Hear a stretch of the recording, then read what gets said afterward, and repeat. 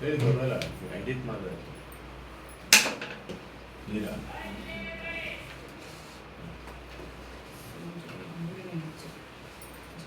ಎಲ್ಲ ಗಮಕ ಬಂಧುಗಳಿಗೆ ಮತ್ತು ಶೇಲಾ ಅವರಿಗೆ ಸ್ವಾಗತ. ಇಲ್ಲಿ ಮಾತಿನ ಆತ್ಮೀಯವಾದ ಸ್ವಾಗತ.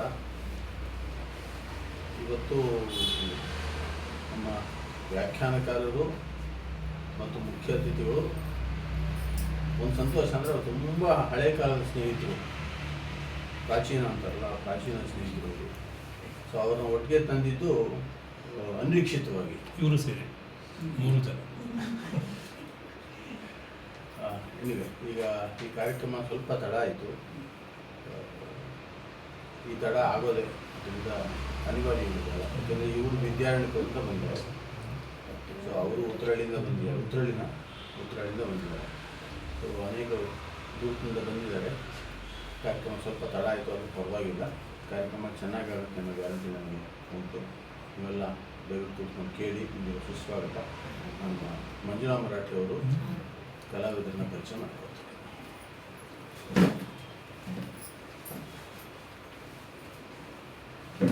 ನಮಸ್ಕಾರ. ಇವತ್ತಿನ ವಾಚನ ವ್ಯಾಖ್ಯಾನ ಕಲಾವಿದರ ಪರಿಚಯ. ವ್ಯಾಖ್ಯಾನದಲ್ಲಿ ಶ್ರೀಯುತ ಭರ ವಿಜಯಕುಮಾರಿ ಅವರು BSc MA ಕನ್ನಡ ಮಾಡ್ಕೊಂಡಿದ್ದಾರೆ. ನಿವೃತ್ತ ಬ್ಯಾಂಕ್ ಅಧಿಕಾರಿ, ಕವಿ, ನಟ, ನಾಟಕಕಾರ, ಗಾಯಕ, ಕಾರ್ಯಕ್ರಮ ನಿರೂಪಕ, ಬರಹಗಾರ, ಆಕಾಶವಾಣಿ ಕಲಾವಿದ, ಪ್ರಮುಖ ವ್ಯಾಖ್ಯಾನಕಾರರು. ಭಾವಗೀತೆ ಪಂಜರದೊಳಗೂ ಇಂಚರ ಹಾಗೂ ಒಂದು ಮಕ್ಕಳ ಪದ್ಯ ಸುರುಸುರು ಬತ್ತಿ, ಮಕ್ಕಳ ಪದ್ಯ ಸಂಕಲನಗಳು ಸುರುಸುರು ಬತ್ತಿ ಮತ್ತು ಒಂದು ವ್ಯಕ್ತಿಚಿತ್ರ ಮಹಾಕವಿ ವಿ ನರಹರಿ ಹಾಗೂ ಕೇಳುಗಳೆಯ ಮುಕ್ತಗಳ ಕೃತಿ ಪ್ರಕಟವಾಗಿದೆ. ಈಗ ಅಖಿಲ ಭಾರತೀಯ ಸಾಹಿತ್ಯ ಪರಿಷತ್ತು ಕರ್ನಾಟಕದ ಖಜಾಂಚಿಯಾಗಿದ್ದಾರೆ. ಹುಟ್ಟಿದ್ದು ಹಾಸನ, ವಿದ್ಯಾಭ್ಯಾಸ ಬೆಂಗಳೂರು, ಈಗ ವಾಸ ವಿದ್ಯಾರಣ್ಯಪುರದಲ್ಲಿ. ಕಲಾಗಂಗೋತ್ರಿ ನಾಟಕ ತಂಡದ ಸದಸ್ಯ ಹಾಗೂ ಕಿರುತೆರೆ ಮತ್ತು ಸಿನಿಮಾದಲ್ಲೂ ಅಭಿನಯದ ಅನುಭವವಿದೆ. ಅಷ್ಟಾವಧಾನ, ಶತಾವಧಾನ ಕಾರ್ಯಕ್ರಮದಲ್ಲಿ ಅನೇಕ ವಿಭಾಗಗಳಲ್ಲಿ ಪೃಚ್ಛಕನಾಗಿ ಅನುಭವ ಹೊಂದಿದ್ದಾರೆ. ನಿಮಗೆ ಸ್ವಾಗತ. ವಾಚನದಲ್ಲಿ ಶ್ರೀಮತಿ ವಾಸುಕಿ ಶರ್ಮಾ ಅವರು, ಅವ್ರ ಪರಿಚಯ ಏನೂ ಕೊಟ್ಟಿಲ್ಲ. ಶ್ರೀಮತಿ ಗಂಗಮ್ಮ ನಮಗಿರೋ ಪರಿಚಯ ಹೇಳ್ತೀನಿ. ಶ್ರೀಮತಿ ಕಲಾಶ್ರೀ ಗಂಗಮ್ಮ ಕೇಶವಮೂರ್ತಿ ಅವರ ಶಿಷ್ಯೆ. ಅನೇಕ ಶಿಷ್ಯಂದ್ರನ್ನು ತಯಾರು ಮಾಡಿದ್ದಾರೆ. ಹರಿಹರದಲ್ಲಿ ಇದ್ದವರು, ಈಗ ವಾಸ ತ್ಯಾಗರಾಜನಗರ. ನಿಮಗೂ ಸ್ವಾಗತ. ಗೌರವ ಉಪಸ್ಥಿತಿಯಲ್ಲಿ ಡಾಕ್ಟರ್ ಎನ್ ರಘು ಅವರ ಸ್ಥೂಲ ಪರಿಚಯ.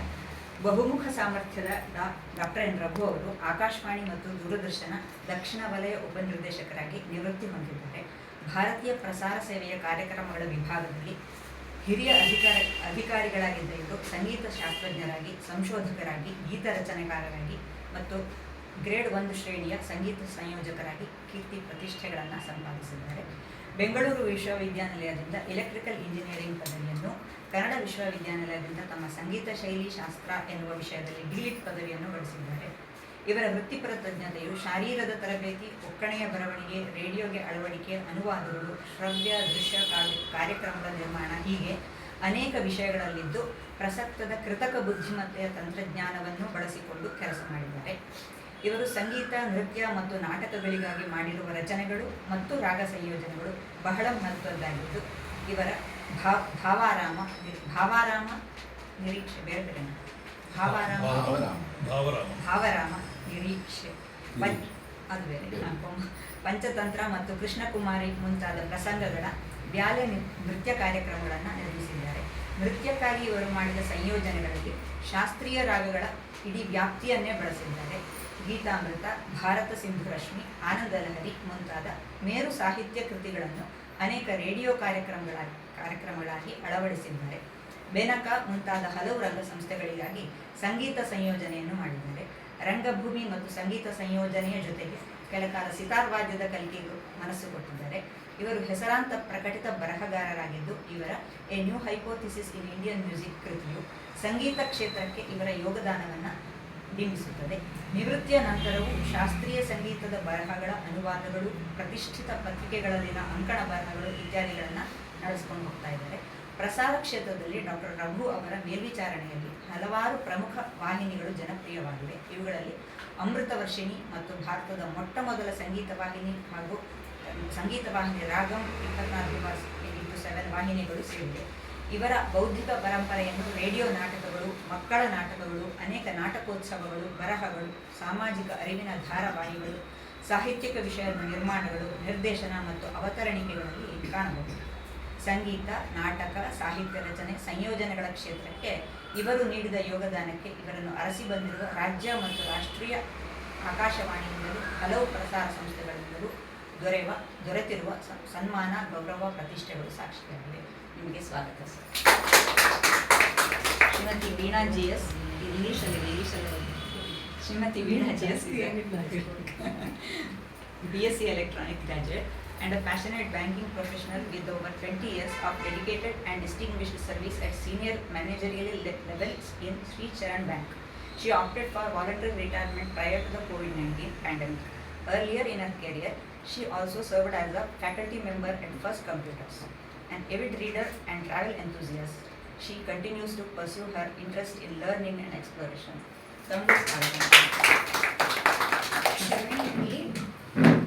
ಮಹೋದಯರು 2026 ರಿಟೈರ್ಡ್, ಇನ್ನೂ ಆಗಿಲ್ಲ. ಒಂದೊಂದು ತಿಂಗಳು ಆಗಲಿದ್ದಾರೆ.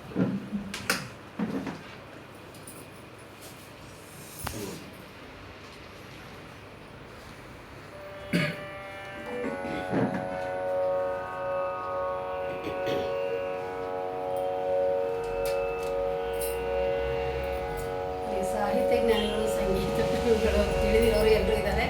ನನಗೆ ಕಾಲಾವಕಾಶ ಕಡಿಮೆ ಇದ್ದಿದ್ದರಿಂದ ತಪ್ಪು ಒಪ್ಪುಗಳಿದ್ರೆ ಹಂಸಕ್ಷೀರ ನ್ಯಾಯದಂತೆ ನನ್ನನ್ನು ತಗೊಳ್ಳಿ ಅಂತ ಹೇಳ್ತಾ ವಾಚನವನ್ನು ಆರಂಭ ಮಾಡ್ತಾರೆ.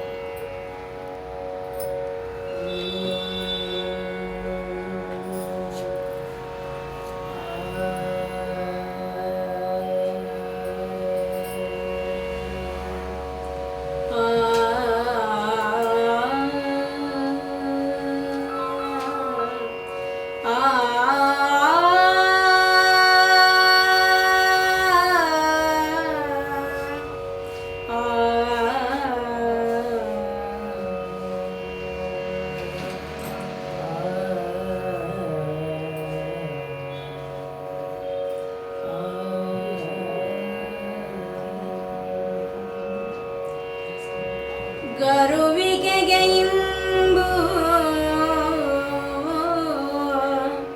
ಗಾಡಿಗೆ ತಬರ್ಮನೆ ಮೈಮೆಗೆ ಮೇರೆ ನನ್ನಿಗಾದರ ಮರೆತಕ್ಕೆ ಗೊತ್ತು ಪೆಸರ್ವತ್ತ ನೆಗಳ್ದಗೆ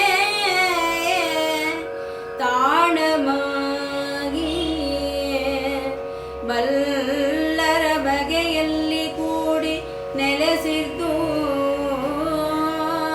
ಹೊಗಳ್ದಯನಾತಳ್ ಆವಳ್ ಆ ಸರಸತಿ ಕೂರ್ಮೆಯಿಂದು ಸೆದು ಮಾಡುಗೆ ಕಬ್ಬದ ಬರ್ತಿನೇಳ್ಗೆ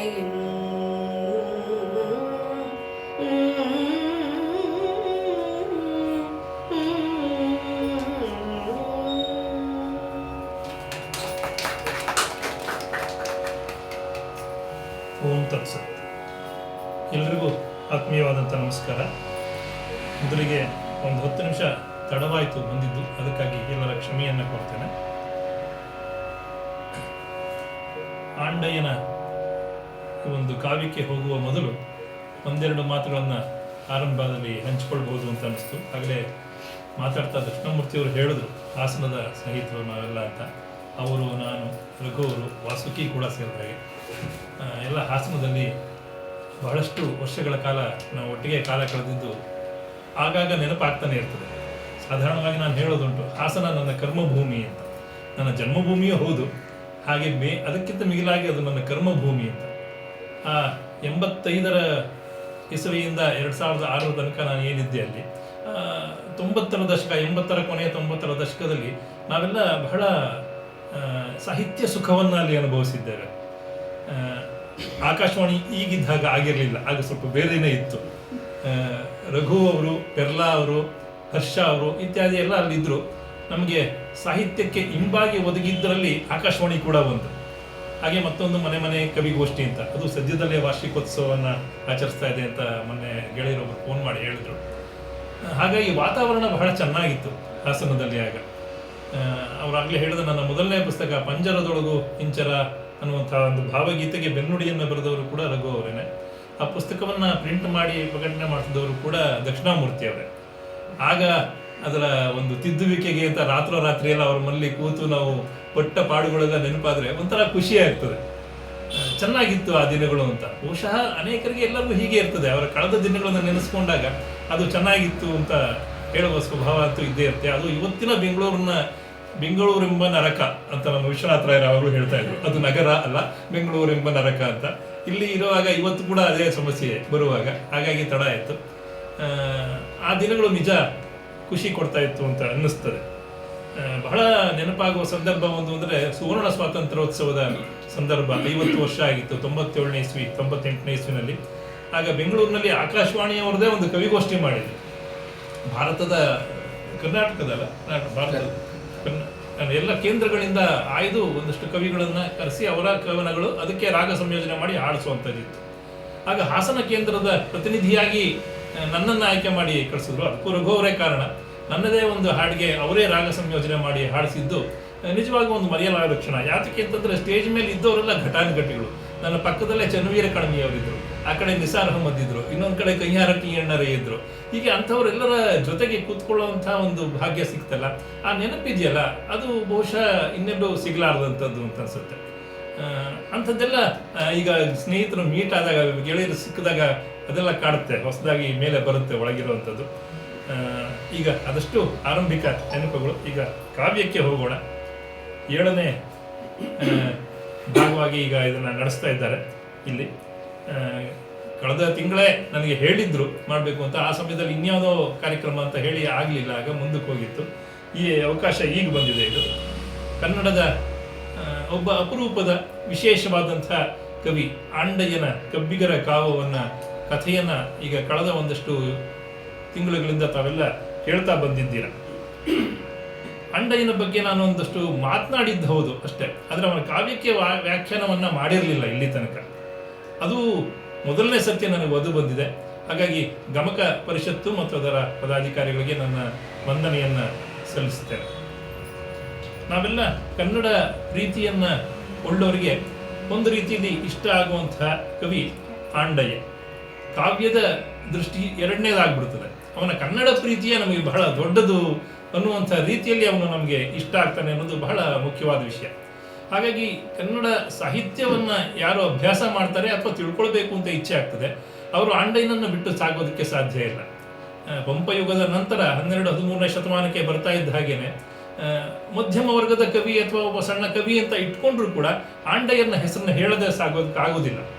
ಅಷ್ಟರ ಮಟ್ಟಿಗೆ ಆಂಡಯ್ಯ ಕನ್ನಡಕ್ಕೆ ಬೇಕಾದವನಾಗಿದ್ದಾನೆ ಅನ್ನೋದು ಬಹಳ ದೊಡ್ಡ ವಿಷಯ. ಅವನನ್ನು ಕುರಿತು ಅನೇಕ ಚರ್ಚೆಗಳು ನಡೆದಿದೆ, ಬೇರೆ ಬೇರೆ ವಿಷಯಗಳಿದೆ. ಒಂದು ಹೆಸರಿನ ಕುರಿತೇ ಒಂದಷ್ಟು ಚರ್ಚೆ ಆಗಿದೆ. ಅದರ ಒಂದು 10-12 ಪುಟದ ಲೇಖನಗಳೇ ಬಂದಿದೆ.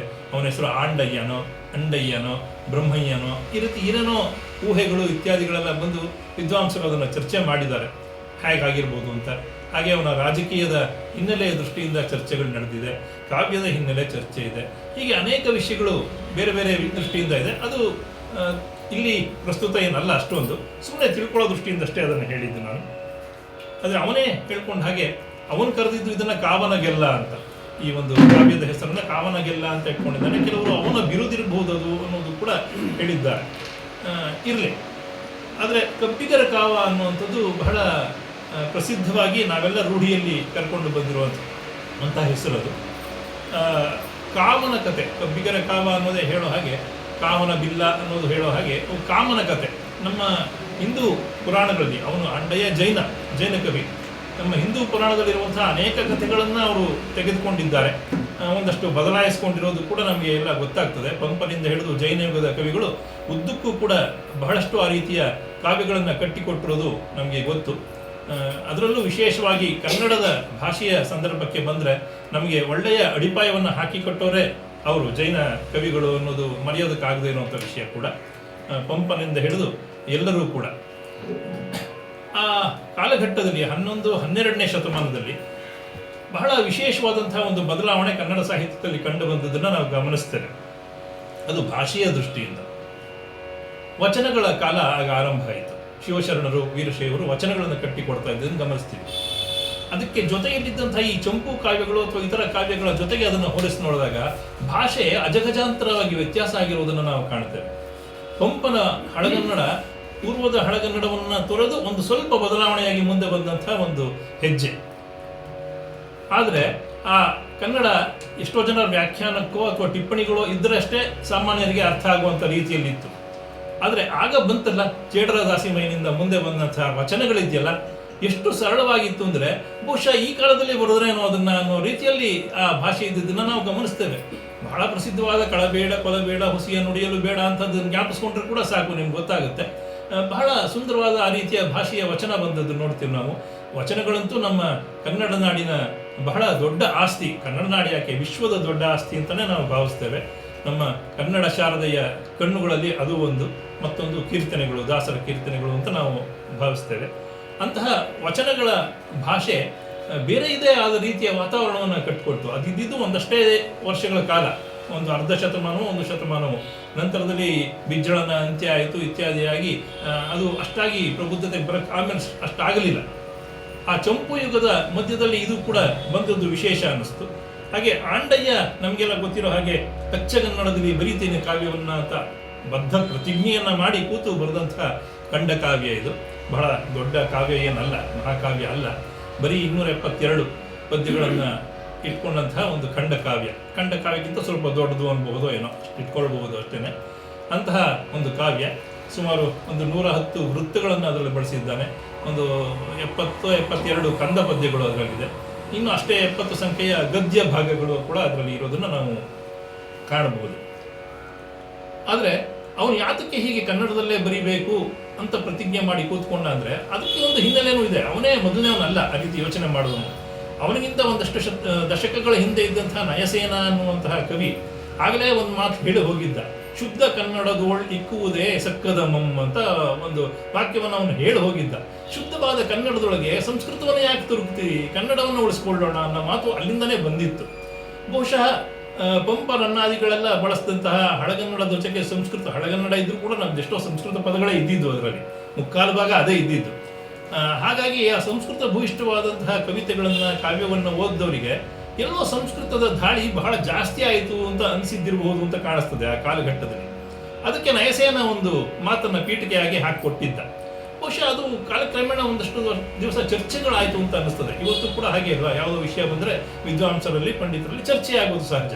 ಆ ರೀತಿ ಚರ್ಚೆಯಾದಾಗ ಅದನ್ನೆಲ್ಲ ತಿಳ್ಕೊಂಡಂತಹ ಆಂಡಯ್ಯ ಗೆಳೆಯರು ಕೂಡ ಮಾತಾಡಿದ್ರು. ಅಚ್ಚಗನ್ನಡದಲ್ಲಿ ಬರಿಬೇಕು ಅಂದರೆ ಬಹಳ ಕಷ್ಟ ಅನ್ನುವಂತಹ ಮಾತುಗಳು ಕೇಳ ಬರ್ತಾ ಇದ್ದಿದ್ದರಿಂದ ನಾನು ಯಾಕೆ ಆ ಪ್ರಯತ್ನವನ್ನು ಮಾಡಬಾರ್ದು ಅಂತ ಹೇಳಿ ಈ ಒಂದು ಕಬ್ಬಿಗರ ಕಾವ ಅನ್ನುವಂತಹ ಒಂದು ವಸ್ತುವನ್ನು ತೆಗೆದುಕೊಂಡು ಅವನು ನಾನು ಅಚ್ಚಗನ್ನಡದಲ್ಲೇ ಬರೀತೇನೆ ಅಂತ, ಕಾವ್ಯವನ್ನು ಬರೀತೇನೆ ಅಂತ ಹೊರಟ.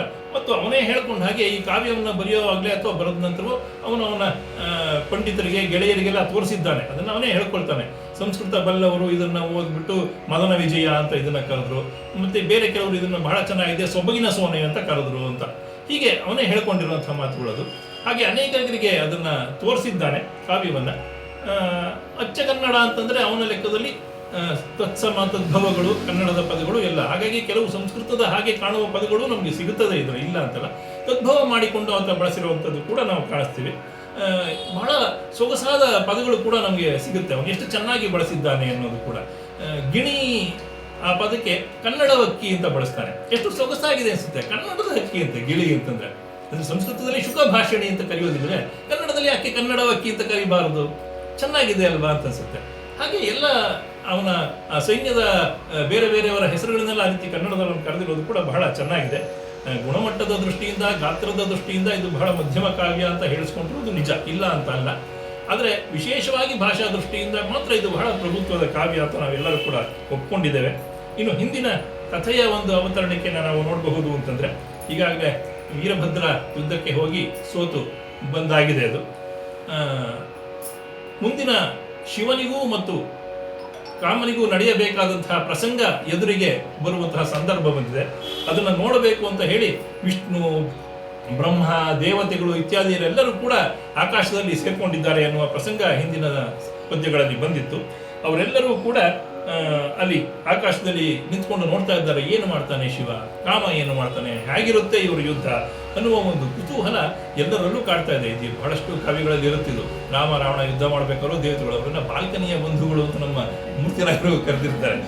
ಒಂದು ರೀತಿ ಬಾಲ್ಕನಿಯಲ್ಲಿ ನಿಂತ್ಕೊಂಡು ನೋಡುವಂಥ ಇವರು ದೇವತೆಗಳೆಲ್ಲ ಅಲ್ಲಿ ನಿಂತು ನೋಡ್ತಾ ಇದ್ದಾರೆ. ಇವರ ಯಾರೋ ಇಬ್ಬರು ಜಗಳ ಆದ್ರೆ ಮೂರನೇವ್ರು ನೋಡೋದು ಖುಷಿ ಅಲ್ವೇ, ಹಾಗೆ ನೋಡೋವಂಥದ್ದ ದೃಷ್ಟಿಯಿಂದಲೋ ಏನೋ ಅವರು ಕೂಡ ಬಂದು ಲೋಕ ಕಲ್ಯಾಣವಾಗಲಿ ಅನ್ನೋ ದೃಷ್ಟಿಯಿಂದ ಅವರೆಲ್ಲ ಬಂದು ಅಲ್ಲಿ ನೋಡ್ತಾ ಇದ್ದಾರೆ ಕೂತ್ಕೊಂಡು. ಆ ಸಮಯದಲ್ಲಿ ಏನಾಯ್ತು ಈ ಭಾಗದಲ್ಲಿ ಅನ್ನೋದು ಅನ್ಯಗಮ್ಮಿ ತಲ್ ಅಂತಾನೆ ಶುರುವಾಗುತ್ತೆ. ಈ ಭಾಗ ಏನಾಯ್ತು ಅನ್ನೋದ್ರಿಂದ ಈ ಒಂದು ಕಥಾ ಪ್ರಸಂಗ ಇವತ್ತು ಆರಂಭ ಆಗುತ್ತೆ. ಕೆಟ್ಟೋಡಿ ಬಾಡಿಯೆಲ್ಲಂ ಬಿಟ್ಟುಂ ಬಿಟ್ಟಾಗಿ ಪಾದಡಂ ಬಗೆಯದೆ ಕಣ್ಗೆಟ್ಟಳವೆನಿಸಿದ ಬೆಳ್ಳಿಯ ಬೆಟ್ಟಗೆನೆ ಪೆರೆದೆಗೆಯದು ಈಸನೋರ್ವನೆನಿಂದಂ ಅಂದು ಕಂಡು ಕಂಗನೆ ಕನಲ್ದು ಮುಟ್ಟೆ ಒಂದು ಮೂದಲಿಸಿ ನನವಿಲ್ಲ ಬಲ್ಲಹನು ಇಂದೆಂದಂ. ಒಂದು ಕಂದ ಪದ್ಯ. ಆಗ ಆರಂಭದಲ್ಲಿ ಹೇಳಿದ್ರು ಅವರು ಸಮಯ ಬಹಳ ಕಡಿಮೆ ಸಿಕ್ತು ತಯಾರಾಗೋದಕ್ಕೆ ಅಂತ. ಆದರೆ ಈಗಾಗಲೇ ಬಹಳಷ್ಟು ಕಾರ್ಯಕ್ರಮಗಳನ್ನು ಮಾಡಿದವರಿಗೆ ಕಡಿಮೆ ಸಿಕ್ಕು ಅಂದ್ರೂ ಕೂಡ ಅದೊಂಥರ ಸವಾಲಾಗಿ ಸ್ವೀಕರಿಸಿಯೇ ಅವರು ಅದನ್ನು ಸಿದ್ಧ ಮಾಡ್ಕೊಂಡು ಬಂದಿರ್ತಾರೆ. ಹಾಗಾಗಿ ನಾನು ಕೂಡ ಇದು ಮೊದಲನೇ ಬಾರಿ ಈ ಕಾವ್ಯದ ವ್ಯಾಖ್ಯಾನವನ್ನು ಮಾಡ್ತಾ ಇರೋದು. ಇದು ತಮ್ಮ ಮನಸ್ಸಿನಲ್ಲಿ ಇರಲಿ ಅಂತ ಮತ್ತೊಮ್ಮೆ ನಾನು ಕೇಳ್ಕೊಳ್ತಾ, ಒಂದು ಕಂದ ಪದ್ಯದಿಂದ ಇವತ್ತಿನ ಆರಂಭ ಆಗಿದೆ. ನಾನು ಆಗಲೇ ಹೇಳಿದೆ, ಒಂದಷ್ಟು ಚಂಪು ಕಾವ್ಯಗಳಲ್ಲೆಲ್ಲ ಕಂದ ಪದ್ಯದ್ದು ಮೇಲುಗೈ. ಸಾಧಾರಣ 100 ಪದ್ಯಗಳು ಅದರಲ್ಲಿ ಇದೆ ಅಂತಂದರೆ 60ರಿಂದ 70 ಭಾಗ ಕಂದ ಪದ್ಯವೇ ಇರುತ್ತೆ. ಇನ್ನೊಂದು 30 ಭಾಗ ವೃತ್ತಗಳನ್ನು ಆರಿಸ್ಕೊಂಡು ಬರೆದಿರುವಂಥದ್ದು ಕಂಡು ಬರುತ್ತೆ. ನಮ್ಮ ಈ ಅಂಡಯ್ಯ ಭಾಷೆಯ ದೃಷ್ಟಿಯಿಂದ ಕನ್ನಡದಲ್ಲೇ ಬರಿತೀನಿ ಅಂತ ಏನೋ ಪ್ರತಿಜ್ಞೆ ಮಾಡ್ದ. ಅದರ ರೀತಿಯ ದೃಷ್ಟಿಯಿಂದ ಸಂಸ್ಕೃತದ ಕಾವ್ಯವನ್ನೇ ಅನುಸರಿಸಿರೋದು ಕಂಡು ಬರುತ್ತೆ. ಚಂಪು ಕಾವ್ಯದ ರೀತಿಯಲ್ಲಿ ಅವನು ಕೂಡ ಅನುಸರಿಸಿದ್ದು ಕಂಡು ಬರುತ್ತೆ. ಹಾಗಾಗಿ ಇವನು ವೃತ್ತಗಳನ್ನು, ಆದರೆ ಹೆಚ್ಚು ಕರ್ನಾಟಕ ವೃತ್ತಗಳನ್ನು ಆರಿಸಿಕೊಂಡು ಬರೆದಿರುವಂಥದ್ದು ನಾವು ಗಮನಿಸ್ತೀವಿ. ಇಲ್ಲಿ ಕವಿಗಳಾಗಿ ಯಾರಾದರೂ ಕಾವ್ಯ ಬರಿಬೇಕು ಅಂತ ಆಸೆ ಅಥವಾ ಬರೆಯುವಂಥವ್ರು ಇದ್ರೆ ಗೊತ್ತಾಗುತ್ತೆ ಈ ವೃತ್ತಗಳಲ್ಲಿ ಕಂದಗಳಲ್ಲಿ ಬರೆಯುವಾಗ ಎಷ್ಟು ಕಷ್ಟ ಆಗ್ತದೆ ಅಂತ ಹೇಳಿ. ನಿಮ್ಮ ಭಾವ ಏನೋ ಹರಿತಾ ಇರುತ್ತೆ, ಕಥೆ ನಿಮಗೆ ಗೊತ್ತಿರುತ್ತೆ, ಇಲ್ಲ ಅಂತಲ್ಲ. ಆದರೆ ಆ ಪದ್ಯದೊಳಗೆ ಅದನ್ನ ಅಡಗಿಸಿ ಇಡುವಂಥದ್ದು ಇದೆಯಲ್ಲ, ಆ ಅಚ್ಚುಕಟ್ಟೊಳಗೆ, ಅದು ಬಹಳ ಬಹಳ ಕಷ್ಟ. ಯಾವುದೋ ಒಂದು ಪದ ನಿಮಗೆ ಸಿಗೋದೇ ಇಲ್ಲ. ಈ ಕಡೆ ಕನ್ನಡದಲ್ಲಿ ದ್ವಿತೀಯ ಅಕ್ಷರ ಪ್ರಾಸ ಇರಬೇಕು, ಆ ದ್ವಿತೀಯ ಅಕ್ಷರ ಪ್ರಾಸವನ್ನು ಪಾಲಿಸಲೇಬೇಕು. ಇನ್ನು ವೃತ್ತಗಳನ್ನು ಆರಿಸ್ಕೊಂಡ್ಬಿಟ್ರಂತೂ ಎಲ್ಲೋ ಲಘು ಬರಲೇಬೇಕು, ಅದೊಂದು ಗುರು ಬರಲೇಬೇಕು. ನಿಮ್ಗೆ ಇಷ್ಟ ಆಗಿದ್ದ ಪದ ಹಾಕಿದ್ರೆ ಅಲ್ಲಿ ಬರೋದಿಲ್ಲ ಗುರು, ಬಹಳ ಕಷ್ಟ ಆಗುತ್ತೆ. ಅದಕ್ಕೆ ಪರ್ಯಾಯ ಪದಗಳನ್ನು ಹುಡುಕಬೇಕು. ಇದಕ್ಕೆ ತಿಳುಕಾಟವೇ ತುಂಬ ಆಗೋದನ್ನು ಗಮನಿಸ್ತೀವಿ ನಾವು. ಇದು 4 ಮಾತ್ರೆಗಳ ಸಣ್ಣ ಪದ್ಯ ಅಷ್ಟೇ ಕಂದ ಪದ್ಯ ಅನ್ನೋದು. ನೀವು ಸಿನಿಮಾಗಳಲ್ಲಿ, ಪೌರಾಣಿಕ ಸಿನಿಮಾಗಳಲ್ಲಿ ಘಂಟಸಾಲ ಅವರು ಹಾಡಿರುವಂತಹ ಎಷ್ಟೋ ಹಾಡಿರೋದನ್ನ ತಾವು ಕೇಳಿರ್ತೀರ. ತೆಲುಗುನಲ್ಲಂತೂ ಬಹಳ ಹೆಚ್ಚಿರ್ತದದು. ಅದೆಲ್ಲ ಹೆಚ್ಚು ಕಂದ ಪದ್ಯಗಳೇ ಇರುವಂಥದ್ದು ಕೂಡ. ಇದರಲ್ಲಿ ಬಹಳ ಇದ್ರ ವಿಶೇಷ ಏನಂದ್ರೆ ಕಂದ ಪದ್ಯದಲ್ಲಿ ಕನ್ನಡದ ಬೇರೆ ಪದ್ಯಗಳಲ್ಲೆಲ್ಲ ಜಗಣ ಅಥವಾ ಲಗಾದಿ ಬರಬಾರದು ಅಂತ ಇದೆ. ಲಘುವಿಂದ ಆರಂಭವಾಗುವ ಪದ ಇರ್ಬೋದು, ಅಥವಾ ಜಗಣ ಒಂದು ಲಘು ಗುರು ಬರುವಂತಹ ಪದ ಬರಬಾರದು ಅನ್ನೋದಿದೆ ಎಲ್ಲ ಕಡೆ. ಆದರೆ ಕಂದ ಪದ್ಯದಲ್ಲಿ ವಿಶೇಷ ಜಗಣ ಬರಬೇಕು ಅಂತ ಇದೆ. ಅದರ 6ನೇ ಪದ 12ನೇ ಪದ ಜಗಣ ಇರಬೇಕು ಅಥವಾ ಸರ್ವಲಘು ಆಗಿರಬೇಕು ಅನ್ನೋದು ಒಂದು ನಿಯಮ ಇದೆ. ಹಾಗಾಗಿ ಒಂದು ವಿಶೇಷ ಅಲ್ಲಿ ಅದೇ ಪದ ಆ ರೀತಿ ಬರೋ ಹಾಗೆ ಬರೆಯೋದೆಲ್ಲ ಇದೆಯಲ್ಲ, ತುಂಬ ಕಷ್ಟ ಇದೆ. ಈ ಒಂದು ಪದ್ಯದಲ್ಲಿ ಆ ಸನ್ನಿವೇಶ ಬಂದಿದ್ನಲ್ಲ, ಅಲ್ಲಿಂದ ಮುಂದಕ್ಕೆ ಏನಾಯಿತು ಅನ್ನುವಂಥ ವಿಷಯ ಹೇಳ್ತಾನೆ. ಶಿವನಿಗೆ ಮತ್ತೆ ಕಾಮನಿಗೆ ಯುದ್ಧ ಒಂದು ಆರಂಭ ಆಗಿದೆ. ಕೆಟ್ಟೋಡಿ ಪಾಡಿಯೆಲ್ಲಂ ಪಿಟ್ಟು ಪಿಟ್ಟಾಗಿ ಪೋದಡಂ. ಆ ಪಿಟ್ಟು ಪಿಟ್ಟಾಗಿ ಎನ್ನುವ ಪದ ಹಿಟ್ಟಾಗಿ ಅಂತ ಅಂದ್ರೆ ಹಿಟ್ಟಾಗೋಯ್ತಂತೆ ಸೈನ್ಯ ಶಿವಂದು. ಆ ಸೈನ್ಯವೆಲ್ಲ ಕೆಟ್ಟು ಓಡೋಗ್ಬಿಡ್ತು. ಕಾಮನ ಒಂದು ಆರ್ಭಟಕ್ಕೆ ತಡೆಯಲಾಗದೆ ಪಿಟ್ಟು ಪಿಟ್ಟಾಗಿ ಹೋದರೂ ಕೂಡ ಬಗೆಯದೆ, ಆದರೂ ಕೂಡ ಅದನ್ನ ಗಮನಿಸದ ಹಾಗೆ ನಮ್ಮ ಬೆಳ್ಳಿಯ ಬೆಟ್ಟದ ಈಶ್ವರ ಏನಿದ್ದಾನೆ ಅವನು ಹಿಂದೆಗೆಯದೇನೆ ಅಲ್ಲಿ ನಾನೊಬ್ಬನೇ ಸಾಕು, ಸೈನ್ಯ ಬೇಡವೇ ಬೇಡ, ಪರವಾಗಿಲ್ಲ, ಅವ್ರು ಇಲ್ಲದಿದ್ರೂ ತೊಂದರೆ ಇಲ್ಲ, ನಾನು ನಿನ್ನನ್ನು ಎದುರಿಸ್ತೇನೆ ಅನ್ನುವಂತಹ ಒಂದು ಧೈರ್ಯದಿಂದ ಶಿವ ಅಲ್ಲಿ ಕಾಮನ ಎದುರಿಗೆ ನಿಂತಿದ್ದ ಅನ್ನುವಂತಹ ಮಾತನ್ನ ಪದ್ಯ ಹೇಳ್ತದೆ. ಆಮೇಲೆ ಅದನ್ನ ನೋಡಿ ಬಹಳ ಕೋಪದಿಂದ ಕಾಮ ಶಿವನ ಎದುರಿಗೆ ಬಂದ. ಸೈನ್ಯ ಯಾವುದಿಲ್ಲ, ಈಗ ಸೈನ್ಯವನ್ನೆಲ್ಲ ಹೊಡೆದೋಡಿಸ್ಬಿಟ್ಟಿದ್ದಾನೆ. ಶಿವ ಇದ್ದಾನೆ, ಅವನು ಹೆದರದೆ ನಿಂತಿದ್ದಾನೆ. ಹಾಗಾಗಿ ಅವನ ಎದುರಿಗೆ ಬಂದು ಕಾಮ ನಿಂತಿದ್ದಾನೆ. ಏನ್ ಮಾಡ್ತಾನೆ ನೋಡೋಣ. ನಿನ್ನಗ್ಗದ ಪಡೆಯಲ್ಲಂ ಅದು ಎನ್ನಯ ಪೂಗಣೆಯ ಕೊಲೆಗೆ ಗುರಿಯಾದುದುಗೆ ಇನ್ನಾದೊಡಂ ಎಳೆವೆರೆಯಂ ಕೆನ್ನಂ ಪಿಡಿದಿರದೆ ಬಿಟ್ಟು ಬಾಳ್ ಬಿಡಬರವ.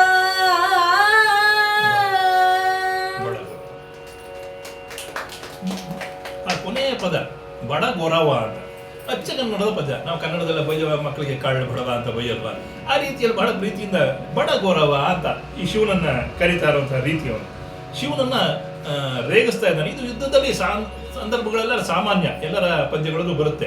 ಎದುರಾಳಿಯನ್ನ ಮಾತಿನಲ್ಲಿ ಹಂಗಿಸೋದು ಮೊದಲು, ಯುದ್ಧಕ್ಕೆ ಮೊದಲು ಮಾತಿನಲ್ಲೇ ಕಟ್ಟಿ ಹಾಕುವಂತಹ ಅವನ ಜಂಘಾಬಲವನ್ನ ಧೈರ್ಯವನ್ನ ಉಡುಗಿಸುವಂತಹ ಕೆಲಸವನ್ನ ಎಲ್ಲ ವೀರರು ಮಾಡೋದನ್ನ ನಾವು ಕಾಣ್ತೇವೆ.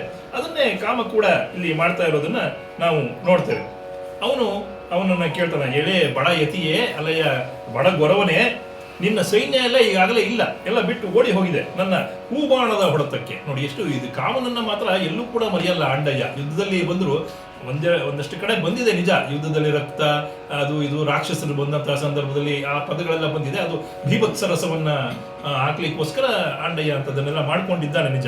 ಆದ್ರೆ ಉಳಿದ ಕಡೆ ಎಲ್ಲ ಎಷ್ಟು ಸುಂದರವಾದ ಯುದ್ಧ ಇದು ಅಂತ ಅನ್ನಿಸ್ಬಿಡುತ್ತೆ. ಅವನು ಬಿಲ್ಲು ಬಾಣಗಳು ಯಾವುದು, ಹೂ ಬಿಲ್ಲು, ಮಲ್ಲಿಗೆಯ ಬಿಲ್ಲು, ಕಬ್ಬಿನ ಬಿಲ್ಲು, ಮಲ್ಲಿಗೆಯ ಬಾಣ, ಈ ರೀತಿಯ ಬಾಣಗಳು. ಇದು ಬಾಣ ಅಂತ ಅನ್ಸೋದೇ ಇಲ್ಲ ನಮ್ಗೆ, ಯಾವುದು ನೋಡಿದ್ರೆ ಅದು ಬಿಟ್ಟರು ಏನಾಗಲ್ಲ ನಮ್ಗೆ ಅನ್ನೋ ಭಾವ ಬರುತ್ತೆ. ಅಂತಹ ರೀತಿ ಅವನ ಜೊತೆಗಿರೋರಾದ್ರು ಯಾರು ಸೈನ್ಯದಲ್ಲಿ, ಗಿಳಿವಿಂಡು, ಕೋಗಿಲೆಗಳು, ವಸಂತ, ತಂಗಾಳಿ, ಇವರೆಲ್ಲ ನಮಗೆ ಹಿತವನ್ನು ಕೊಡುವಂಥವ್ರೆ, ಅವರೆಲ್ಲ ಅವನ ಸೈನ್ಯದಲ್ಲಿದ್ದಾರೆ. ಆದರೂ ಕೂಡ ಅವನು ಘೋರವಾದಂತಹ ಭಯಂಕರವಾದ ಯುದ್ಧವನ್ನ ಮಾಡ್ತಾ ಇದ್ದಾನೆ ಅನ್ನೋದು ಬರುತ್ತೆ. ಅಂದ್ರೆ ಒಂದು ಸಾಂಕೇತಿಕವಾಗಿ ಇದನ್ನು ನಾವು ಸ್ವೀಕರಿಸಬೇಕು ಅನ್ನಿಸ್ತದೆ. ಒಂದು ಕಾಮದ ಪ್ರಭಾವ ಮನುಷ್ಯನ ಮೇಲೆ ಹೇಗಾಗ್ತದೆ ಅನ್ನೋ ದೃಷ್ಟಿಯಿಂದ ಇದನ್ನು ನೋಡಿದ್ರು ಕೂಡ ಅದು ಅರ್ಥವತ್ತಾಗಿದೆ ಅಂತ ನಾವು ಭಾವಿಸ್ಬೋದು. ಅದೆಲ್ಲ ಬರುತ್ತೆ ಮುಂದಿನ ಪದ್ಯಗಳಲ್ಲೂ ಕೂಡ, ಎಂತೆಂಥವ್ರನ್ನ ಕಾಮ ಏನ್ ಮಾಡ್ತು ಅಂತ ಕೂಡ ಇಲ್ಲೇ ಬರುತ್ತೆ ಮುಂದಿನ ಪದ್ಯಗಳಲ್ಲೂ ಕೂಡ. ಆ ದೃಷ್ಟಿಯಿಂದ ಸಾಂಕೇತಿಕವಾಗಿ ಇದನ್ನು ನಾವು ತಗೊಂಡ್ರೆ ಒಳ್ಳೆಯದು ಅಂತ ಅನ್ನಿಸ್ತದೆ. ಹಾಗಾಗಿ ನನ್ನ ಬಾಣಕ್ಕೆ ಗುರಿಯಾಗಿ ನಿನ್ನ ಸೈನ್ಯವೆಲ್ಲವೂ ಹೋಗಿದೆ, ಇಷ್ಟಾದ ಮೇಲೂ ನೀನು ಇಲ್ಲಿ ನಿಂತಿದೆಯಲ್ಲ ಧೈರ್ಯವಾಗಿ, ನೀನು ಇನ್ನಾದರೂ ಕೂಡ ನನ್ನ ಬಾಲಚಂದ್ರನನ್ನ ಹಿಡಿದಿಟ್ಕೊಂಡಿದ್ಯಲ್ಲ, ನೀನು ಅವನನ್ನ ಬಿಟ್ಟುಬಿಡು, ಅವನನ್ನ ಬಿಟ್ಬಿಟ್ಟು ಬದುಕು ಹೋಗು ಅಂತ. ಅಂದ್ರೆ ನಿನ್ ಕೈಲಿ ಆಗೋದಿಲ್ಲ ನನ್ನ ಹತ್ರ ಯುದ್ಧ ಮಾಡೋದಕ್ಕೆ, ಬಿಡು, ನೀನು ಬಂದಿದ್ದೇ ಉದ್ದೇಶ ಅದಕ್ಕೆ ತಾನೆ, ಚಂದ್ರನನ್ನ ಬಿಡಿಸ್ಕೊಂಡು ಹೋಗ್ಬೇಕು ಅನ್ನೋ ಉದ್ದೇಶದಿಂದ ಆರಂಭ ಆದದ್ದು. ಆದ್ರೆ ಕೊನೆ ಮುಟ್ಟೋದೇ ಇಲ್ಲ ಅದು, ಚಂದ್ರನ ಕಥೆಲೇ ಬರೋದಿಲ್ಲ. ಆಮೇಲೆ ಕೊನೆಯಲ್ಲಿ ಇವನಿಗೆ ಶಾಪ ಕೊಡ್ತಾನೆ, ಅವನ ಅರೇಂಜ್ ಮಾಡ್ತಾನೆ, ಅಲ್ಲಿಗೆ ಮುಗಿದು ಹೋಗುತ್ತದು. ಅಲ್ಲಿ ಏನಾಗುತ್ತೆ ಗೊತ್ತಾಗೋದೇ ಇಲ್ಲ, ಆ ರೀತಿ ಆಗುತ್ತೆ. ಅದ್ ಬಿಟ್ಟು ನೀನು ಬದುಕು ಹೋಗು ಅನ್ನುವಂತಹ ಮಾತನ್ನ ಅವನಿಗೆ ಹೇಳಿ, ಹಾಗೆ ಇನ್ನೊಂದು ಕಂದ ಪದ್ಯದಲ್ಲಿ ಅವನ ಬಿಲ್ಲನ್ನ ಎತ್ತಿ ಠೇಂಕರಿಸ್ತಾನೆ. ಅದನ್ನ ಠೇಂಕರಿಸಿದ ಹೊಡೆತಕ್ಕೆ ಆ ಭೂಮಿಯೆಲ್ಲ ನಡುಗೋ ರೀತಿಯಲ್ಲಾಗುತ್ತೆ. ಆ ರೀತಿಯಲ್ಲಿ ತನ್ನ ಶೌರ್ಯವನ್ನ ತೋರಿಸ್ತಾ ಮುಂದುವರಿತಾನೆ ಅವನು.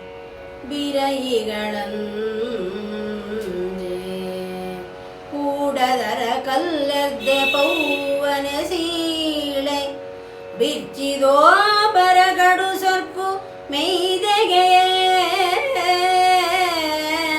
ಪಿಂಗಿದ ನೀರರ ಬಲ್ಪು ಪಾರೆ ಪಾದರಿಗರ ನಾಣ್ಗಳುರ್ಪುಗಿಡೆ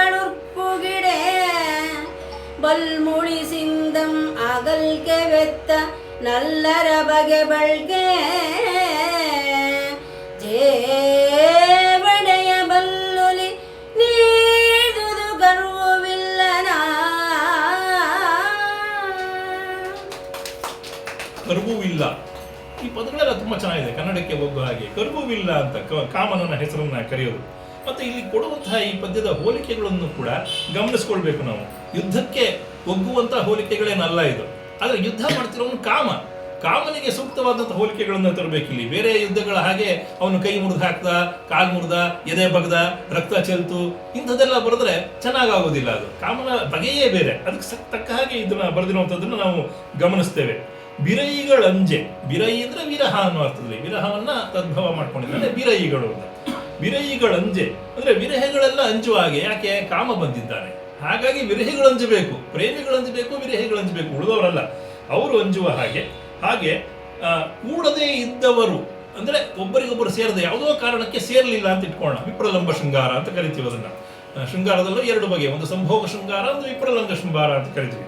ಆ ರೀತಿಯಲ್ಲಿ ಅವರು ಕೂಡದೇ ಇರುವಂತಹ ಪ್ರಿಯತಮ ಯಾರಿರ್ತಾರೆ ಅವರ ಎದೆ ಬಿರಿಯುವ ಹಾಗೆ, ಅವರಿಗೂ ಕೂಡ ಹೆದರಿಕೆ ಹುಟ್ಟುವ ಹಾಗೆ, ಅಗಲಿದಂತಹ ಒಬ್ಬ ಪ್ರಿಯಕರನ ಸೊಕ್ಕು ಸೋರಿ ಹೋಗುವ ಹಾಗೆ ಅಂತಾರೆ. ಅಂದರೆ ನಲ್ಲೆಯಿಂದ ಯಾವುದೋ ಕಾರಣಕ್ಕೆ ಸಿಟ್ಟು ಮಾಡಿಕೊಂಡು ಜಗಳ ಆಡಿಯೋ ದೂರ ಹೋಗ್ಬಿಟ್ಟಿದ್ದಾನೆ. ಆದರೆ ಕಾಮನ ಆಗಮನವಾಗ್ತಿದ್ದ ಹಾಗೆ ಅವಳ ನೆನಪಾಗಲೇಬೇಕು, ಅದು ಆರಂಭ ಆಗಿಬಿಡ್ತದೆ. ಹಾಗಾಗಿ ಅವು ಹೊರೆ ಆಗ್ತದೆ, ನಿಮ್ಮ ಭಾವನೆ ಏನಿತ್ತು ಬದಲಾಗಿ ಬಿಡ್ತದೆ ಅದು. ಆ ರೀತಿಯಲ್ಲಿ ಹಾರಿ ಹೋಗುವ ಹಾಗೆ ಅವನ ಸೊಕ್ಕು, ಅವನ ಮದ ಸೊಕ್ಕೇನಿತ್ತು, ಸಿಟ್ಟಿತ್ತು, ಅದು ಸೋರಿ ಹೋಗುವ ಹಾಗೆ ಮಾಡ್ತಾ ಇತ್ತು. ಹಾಗೆ ದೂರವಾದಂಥ ಪ್ರಿಯತಮರು ಅವರ ಬಲ ಏನಿತ್ತು ಅದು ಕೂಡ ಕಡಿಮೆಯಾಗುವ ಹಾಗೆ. ಅಷ್ಟೇ ಅಲ್ಲ, ವಿಟರ ನಾಚಿಕೆ ಕುಸಿಯುವಂತೆ ಅಂತ, ಅಂದರೆ ಪಾದರಿಗಳ ಅಂತಾರೆ. ಪಾದರಿಗಳು ಅಂದರೆ ವಿಟರು ಅನ್ನುವಂಥ ಅರ್ಥ. ಅವರ ನಾಚಿಕೆ ಕುಸಿಯುವ ಹಾಗೆ, ಅಂದರೆ ಅವರು ಈ ಕೆಲಸವನ್ನೇ ಮಾಡುವಂಥವ್ರು ವಿಟರು. ಅವರ ನಾಚಿಕೆಗಳು ಕೂಡ ನಾಚಿಕೆಯಿಂದ ಅವರು ಮುಖವನ್ನು ಮುಚ್ಚಿಕೊಳ್ಳುವ ಹಾಗೆ, ಆ ರೀತಿ ಹಾಗೆ ಕೋಪದಿಂದ ಅಗಲಿ ಹೋದ ನಲ್ಲರ ಮನಸ್ಸ ಹೆದರುವ ಹಾಗೆ ಕಾಮನ ಒಂದು ಧನುಷ್ ಟೇಂಕಾರ ಇತ್ತಲ್ಲ, ಅದು ಅಷ್ಟೇ. ಅವನು ಬಾಣವನ್ನು ಬಿಟ್ಟಿಲ್ಲ, ಇನ್ನೂ ಧನುಸ್ಸನ್ನು ಇಟ್ಕೊಂಡಿದ್ದಾನೆ ಅಷ್ಟೇನೆ. ಅದರ ಠೇಂಕಾರದಷ್ಟೇ ಸಾಕು, ಅದರ ಮಹಾಧ್ವನಿಯಿಂದ ಹೀಗೆ ಪ್ರೇಮಿಗಳ, ವಿರಹಿಗಳ, ವಿಟರ ಎಲ್ಲರ ಪರಿಸ್ಥಿತಿಯು ಕೂಡ ಈ ರೀತಿಯಾಗಿ ಬದಲಾಗುವ ರೀತಿಯಲ್ಲಾಯಿತು. ಅಂದರೆ ಅವರ ಮನಸ್ಸಿನಲ್ಲೆಲ್ಲ ಕೂಡ ಒಂದು ಚಾಂಚಲ್ಯತೆ ಬಂತು, ಬದಲಾವಣೆ ಆಯಿತು ಅನ್ನುವಂಥ ಭಾವವನ್ನು ಹುಟ್ಟಿಸ್ತಾ. ಇದು ಕಾಮನ ರೀತಿ. ಅವನು ಬೇರೆ ರೀತಿಯಲ್ಲಿ ಹೆದರಿಸಲಿಲ್ಲ, ತೊಡೆ ತಟ್ಟಿ ನಾನು ಯುದ್ಧ ಮಾಡ್ತೀನಿ ಅನ್ನೋ ರೀತಿಯಲ್ಲ. ಅವನ ಪ್ರಭಾವ, ಅವನು ಬಂದ್ರೆ ಸಾಕು, ಕಾಮ ಬಂದರೆ ಅವನ ಜೊತೆಗೆ ಬರ್ತಾನಲ್ಲ, ವಸಂತ ಬರ್ತಾನೆ, ತಂಗಾಳಿ ಬರ್ತಾನೆ, ಚೈತ್ರ ಬರುತ್ತೆ, ಎಲ್ಲ ಬರುತ್ತಲ್ಲ, ಅಷ್ಟೇ ಸಾಕು ಮನಸ್ಸು ಪ್ರಫುಲ್ಲವಾಗುವುದಕ್ಕೆ. ಇದು ಇನ್ನೊಂದು ರೀತಿಯ ಯುದ್ಧ ಇದು. ಆ ರೀತಿಯಲ್ಲಿ ಅವನು ಕಾಮ ಈ ರೀತಿಯಲ್ಲಿ ಯುದ್ಧ ಮಾಡಲಿಕ್ಕೆ ನಿಂತಿದ್ದಾನೆ ಅನ್ನುವ ಮಾತನ್ನ ಅಲ್ಲಿ ತೋರ್ತಾನೆ. ಮುಂದೆ ಬಿಸುಗದಿರನ ಕಡುಗಾಯಂ ಮುಸುಳಿಸಿದುವು ತುರುಗಿ ನೆಗೆದು ನಾಲ್ಗುಂದೆಸೆಯಂ ಮುಸುಕಿದುವು ಮೊಳಿದರಂ ಜಂಕಿಸಿದುವು ಬಿಡದೆ ಆರ್ದು ಕಾವನು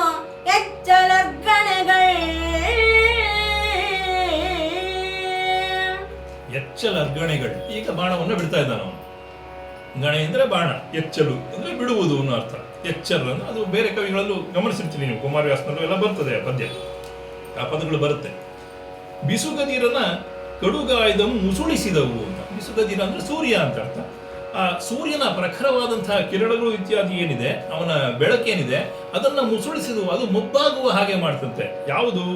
ಇವನು 4 ದೆಸೆಗೆ ಈ ಎಚ್ಚಲ್ ಬಾಣಗಳನ್ನ ಏನು ಬಿಟ್ಟನೋ ಅವನು, ಆ ಬಾಣಗಳ ಆ ಜರ್ಜರಿತವಾಗಿ ಎಲ್ಲ ಕಡೆ ಹರಡ್ತಲ್ಲ, ಅದು 4 ದೆಸೆಯಲ್ಲೂ ಹರಡಿ ಆ ಸೂರ್ಯನ ಬೆಳಕೆ ಮಂಕಾಗುವ ಹಾಗೆ ಮಾಡಿಬಿಡ್ತು ಅನ್ನುವಂತಹ ಒಂದು ಭಾವವನ್ನ ಅಲ್ಲಿ ತರ್ತಾ ಇತ್ತು ಅನ್ನೋ ಮಾತನ್ನ ಅವನು ಹೇಳ್ತಾನೆ.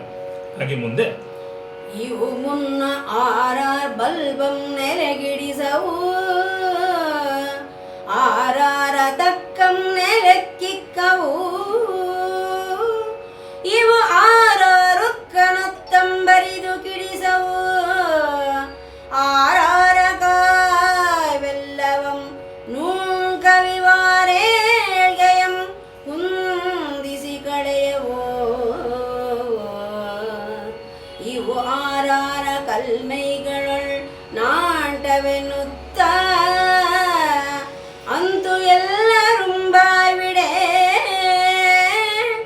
ಗಣನದ ಹೂಗೋಲ್ಗಳ್ ಐದಂದುವಾಗಳ್. ಹೂಗೋಲ್ಗಳು, ಹೂವಿನ ಬಾಣಗಳು, ಹೂಗೋಲ್ಗಳು ಐತಂದುವಾಗಳ್. ಅವನು ಬಿಟ್ಟಂತ ಹೂವಿನ ಬಾಣಗಳು ಎಲ್ಲ ದೆಸೆಯಿಂದ ಬಂತಂತೆ. ಎಷ್ಟರ ಮಟ್ಟಿಗೆ ಅಂದ್ರೆ ಅದು ಎಷ್ಟು ಕವಿದುಕೊಂಡಿತು ಅಲ್ಲೆಲ್ಲ ಅಂತಂದ್ರೆ, ಅಲ್ಲಿಯ ಬೆಟ್ಟ, ಹೊಳೆ, ಭೂಮಿ, ಆಕಾಶ ಎಲ್ಲವೂ ಕೂಡ ಹೂಮಯವೇ ಆಗಿಬಿಡ್ತು ಅಂತ. ಅಷ್ಟು ರೀತಿಯಲ್ಲಿ ಬಾಣಗಳನ್ನ ಬಿಟ್ಟಿದ್ದಾನೆ. ಸುತ್ತಮುತ್ತಲ ಜಗತ್ತೆಲ್ಲ ಕೂಡ ಹೂಮಯವಾಗಿ ಬಿಟ್ಟಿದೆ ಅನ್ನೋ ರೀತಿಯಲ್ಲಿ ಇತ್ತಂತೆ. ನಂತರದಲ್ಲಿ ಈ ಮತ್ತೆ ಭವಿ ಕ್ರೀಡಿತ ವೃತ್ತದಲ್ಲಿ ಆತ ಈ ಒಂದು ಪದ್ಯವನ್ನ ಕೊಟ್ಟಿರೋದನ್ನ ನಾವು ಗಮನಿಸ್ತೀವಿ. ಇಲ್ಲಿ ಅದರ ಒಂದು ಆ ಹೂಬಾಣಗಳ ಒಂದು ಪ್ರಭಾವ ಹೇಗಿತ್ತು ಅನ್ನೋದ್ರ ಬಗ್ಗೆ ಹಿನ್ನೆಲೆಯನ್ನ ಕೊಡ್ತಾನೆ ಅವನು ಇದರಲ್ಲಿ. ಈ ಹೂಬಾಣಗಳು ಪೂರ್ವದಲ್ಲಿ, ಈ ಹಿಂದೆ ಆದಂತಹ ಯುದ್ಧಗಳಲ್ಲಿ ಎಂತೆಂತಹ ಶಕ್ತಿಯನ್ನ ಹಾಳು ಮಾಡಲಿಲ್ಲ ಅಂದ್ರೆ, ಎಂತೆಂಥವ್ರನ್ನ ಕಾಮ ಮುಸುಕಿದೆ, ಎಂತೆಂಥವ್ರು ಹಾಳಾಗಿ ಹೋಗಿದ್ದಾರೆ ಕಾಮದಿಂದ. ಕಾಮ ಅನ್ನೋದು ಯಾರನ್ನೂ ಬಿಟ್ಟಿಲ್ಲ. ಹಾಗೆ ಋಷಿಗಳಿಗೂ ಕೂಡ ಅಂತ ಪ್ರಸಂಗ ಬಂದಿರೋದು ನೋಡಿದ್ವಿ ನಾವು ಪುರಾಣಗಳಲ್ಲಿ ನೋಡ್ತೇವೆ ನಾವು. ಅಪ್ಸರೆಯರು ಬಂದಾಗಲೋ, ದೇವತೆಯರು ಬಂದಾಗಲೋ ಅವರು ಎಷ್ಟರ ಮಟ್ಟಿಗೆ ಚಂಚಲರಾದರು ಅನ್ನುವ ಅನೇಕ ಪ್ರಸಂಗಗಳು ನಮ್ಮಲ್ಲಿ ಬರ್ತದೆ. ಹಾಗೆ ಎಂತೆಂಥ ಶಕ್ತಿಯನ್ನ ಇದು ಹಾಳು ಮಾಡಿದೆ ಅಂದ್ರೆ, ಇದು ಸಾಂಕೇತಿಕ ಅನ್ನುವ ಅರ್ಥದಲ್ಲಿ ನಾಡಿದ್ದು. ಇಲ್ಲಿ ಹೂಬಾಣವನ್ನೇ ಬಿಡ್ತಾ ಇದ್ದಾನೆ ಅವನು. ಎಂತೆಂಥವರ ಸಾಮರ್ಥ್ಯವನ್ನ ಇದು ಮಣ್ಣು ಮುಗಿಸಿದೆ, ಅದನ್ನು ಗಮನಿಸಬೇಕು. ಬಹಳ ದೊಡ್ಡ ವ್ಯಕ್ತಿಗಳವರು ನಿಜ, ಆದರೆ ಇದೊಂದು ಸಣ್ಣ ಪ್ರಕರಣದಿಂದ ಅವರ ಶೀಲವೇ ಹಾಳಾಗುವಂಥದ್ದು ಈಗಲೂ ನಡೀತಾ ಇರುವಂಥದ್ದಲ್ವ. ಅದು ಅಮೆರಿಕ ಇರಬಹುದು, ಭಾರತ ಇರಬಹುದು, ಎಲ್ಲಿಯೋ ಇರಬಹುದು. ಆ ರೀತಿಯ ಘಟನೆಗಳು ಈಗಲೂ ಕೂಡ ನಡೀತಿದೆ.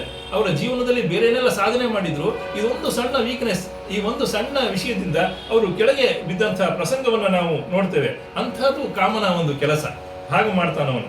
ಯಾರ ಉಗ್ರತೆಯನ್ನು ತಳ್ಳಿ ಬಿಡಲಿಲ್ಲ. ಎಷ್ಟು ಸಿಟ್ಟಲ್ಲಿ ಬಂದರೂ ಕೂಡ ಆ ಒಂದು ಶೃಂಗಾರದ ಎದುರಿಗೆ ಏನು ಮಾಡಲಾಗದೆ ಸೋತು ಹೋದಂತಹ ಪ್ರಸಂಗಗಳು ಎಲ್ಲಿದೆ, ಎಷ್ಟೋದ ಕೂಡ.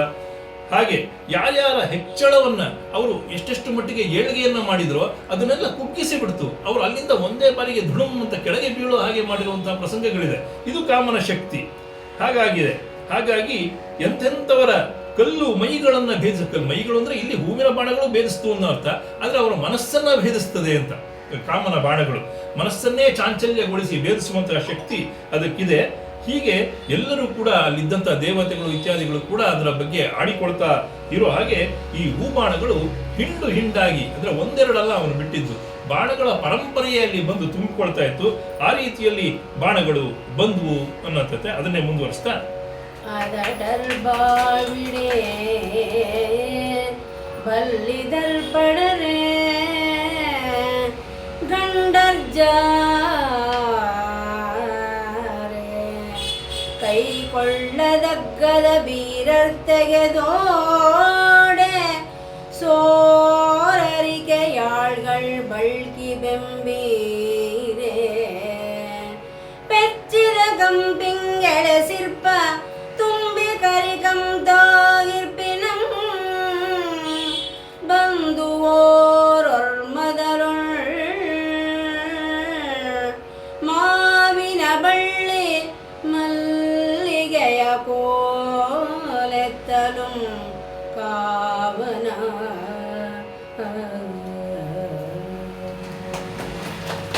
ಹಾಗೆ ಬಂದಂತಹ ಆ ಬಾಣಗಳು, ಕೋಲು ಅಂದ್ರೆ ಬಾಣ ಅನ್ನುವಂಥ ಅರ್ಥ. ಆ ಕಾವನ ಬಿಟ್ಟಂತಹ ಕೋಲುಗಳು ಎಂಥದ್ದು? ಮಾವಿನ ಬಳ್ಳಿ ಮತ್ತು ಮಲ್ಲಿಗೆಯ ಬಾಣಗಳಂತ. ಈಗಿನ ಉಕ್ಕಿನ ಬಾಣಗಳಲ್ಲ ಅದು, ಮಾವಿನ ಬಳ್ಳಿ. ನಮಗೆ ಚೈತ್ರ ಬಂದಾಗ ಎಲ್ಲ ಬೇಕೇ ಬೇಕಾಗುವಂತಹ ಮಾವಿನ ಚಿಗುರು ಬಳ್ಳಿಗಳು ಮತ್ತು ಮಲ್ಲಿಗೆ, ನಾವೆಲ್ಲ ಬಹಳ ಇಷ್ಟಪಡುವಂತಹ ಮೈಸೂರು ಮಲ್ಲಿಗೆ, ಮಂಗಳೂರು ಮಲ್ಲಿಗೆ, ಎಲ್ಲರಿಗೂ ಇಷ್ಟ ಆಗುವಂಥದ್ದು.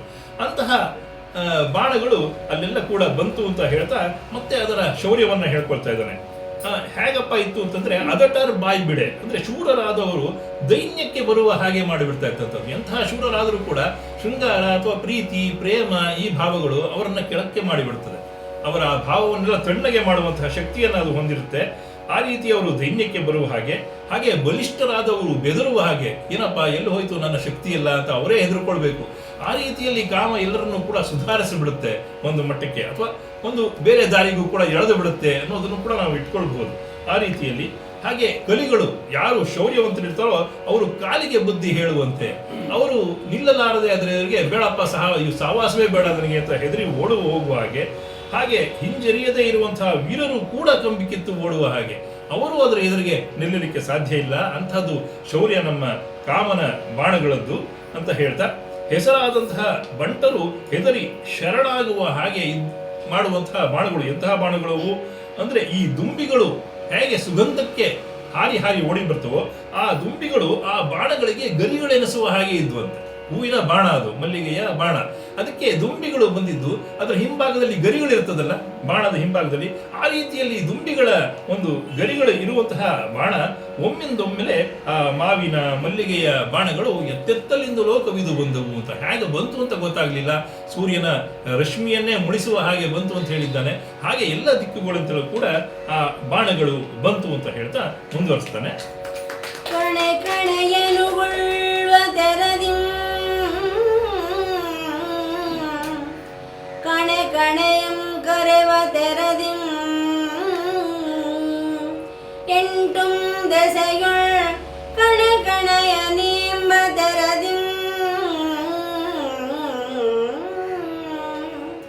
ಪಣಿದರನ ನಗಿದಳರೆ ಕವಿದುವ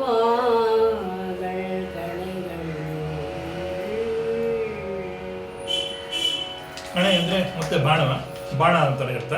ಆ ಕಣೆಯನ್ನು ಗುಳ್ಳುವ ತೆರದಿಂ ಅಂದ್ರೆ ಒಂದು ಬಾಣ ಇನ್ನೊಂದು ಬಾಣವನ್ನ ಉಗುಳ್ತಾ ಇದೆಯೇನೋ ಅನ್ನೋ ಹಾಗೆ. ಬಿಟ್ಟದ್ದು ಒಂದೇ ಬಾಣ, ಆದ್ರೆ ಅದರಿಂದ ಇನ್ನೊಂದು ಬಾಣ ಹುಟ್ಟಿತೇನೋ ಅನ್ನೋ ಹಾಗೆ ಆ ಬಾಣಗಳು ಬರ್ತಾ ಇದೆ. ಕಣೆಯಂ ಕರೆವ ತೆರದಿಂ, ಒಂದು ಬಾಣ ಇನ್ನೊಂದನ್ನು ಕರ್ಕೊಂಡು ಬಂತೇನೋ ಅನ್ನೋ ಹಾಗೆ. ಅಂದ್ರೆ ಒಂದಲ್ಲ, ಅಲ್ಲಿ ನೂರಾರು ಸಹಸ್ರಾರು ಬಾಣಗಳು ಆ ರೀತಿಯಲ್ಲಿ ಬರ್ತಾ ಇರೋದನ್ನ ನಾವು ಗಮನಿಸ್ತಾ ಇರ್ತೇವೆ. ಹಾಗೆ ಬಾಣದ ಮಳೆಗರದ ಹಾಗೆ ಒಂದೆರಡಾದ್ರೆ ಆ ರೀತಿ ಅಂದ್ಕೊಳ್ಬಹುದು ನಾವು, ಹಾಗಿಲ್ವೇ ಇಲ್ಲ. ಅದು ಮಳೆ ಬಂದಾಗ ಹೇಗೆ ಹನಿಗಳು ತಟಪಟ ಬರುತ್ತೋ ಹಾಗೆ ಬಾಣಗಳ ಮಳೆ ಗರಿತಾ ಇದೆಯೇನೋ ಅನ್ನೋ ಹಾಗೆ, ಬಾಣಕ್ಕೆ ಬಾಣವೇ ಜನ್ಮ ಕೊಡ್ತಾ ಇದೆಯೇನೋ ಅನ್ನೋ ಹಾಗೆ 8 ದಿಕ್ಕುಗಳಲ್ಲಿ ಶಿವನು ಹೆದರಿ ಹಿಂಜರಿಯುವ ಹಾಗೆ ಆ ಬಾಣಗಳು ಕವಿದುವು ಅಂತ ಕವಿ ಹೇಳ್ತಾನೆ. ಆ ಮಟ್ಟದಲ್ಲಿ ಅಷ್ಟೊಂದು ಈ ಪುಷ್ಪ ಬಾಣಗಳನ್ನ ಕಣೆಗಳನ್ನ ಕಾಮ ಅಲ್ಲಿ ಬಿಡ್ತಾ ಇದ್ದ ಅನ್ನುವ ಚಿತ್ರಣವನ್ನ ಆತ ಕೊಡ್ತಾನೆ. ಹಾಗೆ ಮತ್ತೊಂದು ಪದ್ಯದಲ್ಲಿ ಅದರ ಇನ್ನೊಂದಷ್ಟು ವರ್ಣಿಸ್ತಾನೆ. ಒಂದು ಮೋಡಗಳ ಹತ್ತಿರ ಅಲ್ಲೆಲ್ಲ ಮೇಲೆ ನಿಂತಿದ್ರಲ್ಲ, ಆ ಸ್ತ್ರೀಯರ ಕಣ್ಣುಗಳ ಒಂದು ಕಾಂತಿ ಬೆಳಕು ಇದ್ದಿರಬಹುದೋ ಏನೋ, ಅಥವಾ ನಕ್ಷತ್ರಗಳಿಂದ ಬರುವಂತಹ ಕಾಂತಿ ಎಲ್ಲವನ್ನು ಆರಿಸಿಕೊಂಡಿರಬಹುದೋ ಏನೋ, ಮಿಂಚು ಅಲ್ಲಿ ಬೀಳುವಂತಹ ಮಿಂಚಿದೆಯಲ್ಲ, ಮಿಂಚಿನ ಗೊಂಚಲು ಜೊತೆಗೆ ಅಲ್ಲಿರುವಂತಹ ಚಂದ್ರಕಿರಣ, ಆ ಚಂದ್ರಕಿರಣಗಳು ಇವೆಲ್ಲ ಸೇರಿ ಬಾಣವಾಗಿ ಬಂದಿದೆಯೋ ಏನೋ ಅನ್ನೋ ಹಾಗೆ ಆಕಾಶದಿಂದ ನೆಲದ ಕಡೆ ಎಲ್ಲ ಸುತ್ತಮುತ್ತಲೂ ಕೂಡ ಅಂತಹ ವಿಶೇಷವಾದ ಬಾಣಗಳನ್ನು ನಾವು ಕಾಣ್ತೇವೆ ಅನ್ನೋ ಒಂದು ವರ್ಣನೆಯನ್ನು ಕೊಡ್ತಾನೆ. ಒಂದು ರೀತಿ ವರ್ಣನಾತ್ಮಕ ಕಾವ್ಯ. ಇವನ ಯುದ್ಧ ಪ್ರಸಂಗವಾದರೂ ಕೂಡ ವರ್ಣನೆ ಒಂದು ರೀತಿಯಲ್ಲಿ ಸಂತೋಷವನ್ನ ಕೊಡೋ ಹಾಗೆ ಗಮನಿಸೋದು ಕಾಣ್ತೇವೆ. ಹಾಗೆ ಅವನು ಬಳಸುವಂತ ಪದಗಳನ್ನು ಕೂಡ ಪ್ರತಿಯೊಂದು ಪದ್ಯದಲ್ಲಿ ಓದ್ಕೊಳ್ಳುವಾಗ ನಿಮ್ಗೆ ಗೊತ್ತಾಗ್ಬೋದು, ಅರ್ಥಗಳು ಇದರಲ್ಲೇ ಇರುತ್ತೆ ಕೆಳಗೆ.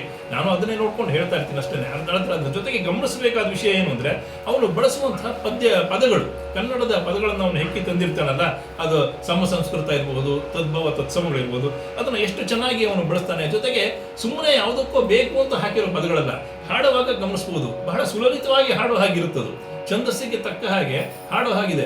ಅದೇ ಈಗ ರುದ್ರಭಟ್ಟನ ಕಾವ್ಯವನ್ನು ಕೂಡ ನಾವು ಇತ್ತೀಚೆಗೆ ಮಾಡ್ತಾ ಇದ್ದು ಉಂಟು. ಆದ್ರೆ ಅದನ್ನು ಓದಬೇಕಾದ್ರೆ ಈ ರೀತಿ ಆಗುದಿಲ್ಲ, ಸ್ವಲ್ಪ ಕಷ್ಟ ಆಗ್ತದೆ. ಅಲ್ಲಿ ಸಂಸ್ಕೃತ ಭೂಯಿಷ್ಠವಾದ ಸಮಾಸಗಳು ತುಂಬಾ ಇರೋದನ್ನ ನಾವು ಗಮನಿಸ್ತೇವೆ.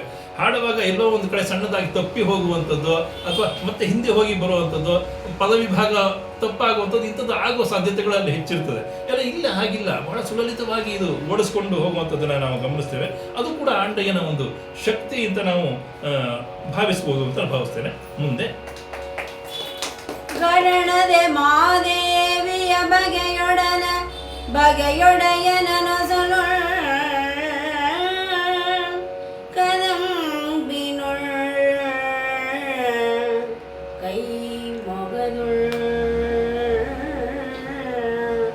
ತೊಡೆಯೊಳ್ ತೋಳೆಡೆಯೊಳ್ ಬಿಡೆ ನಟ್ಟವು ಕಾವನಂಬುಗಳ್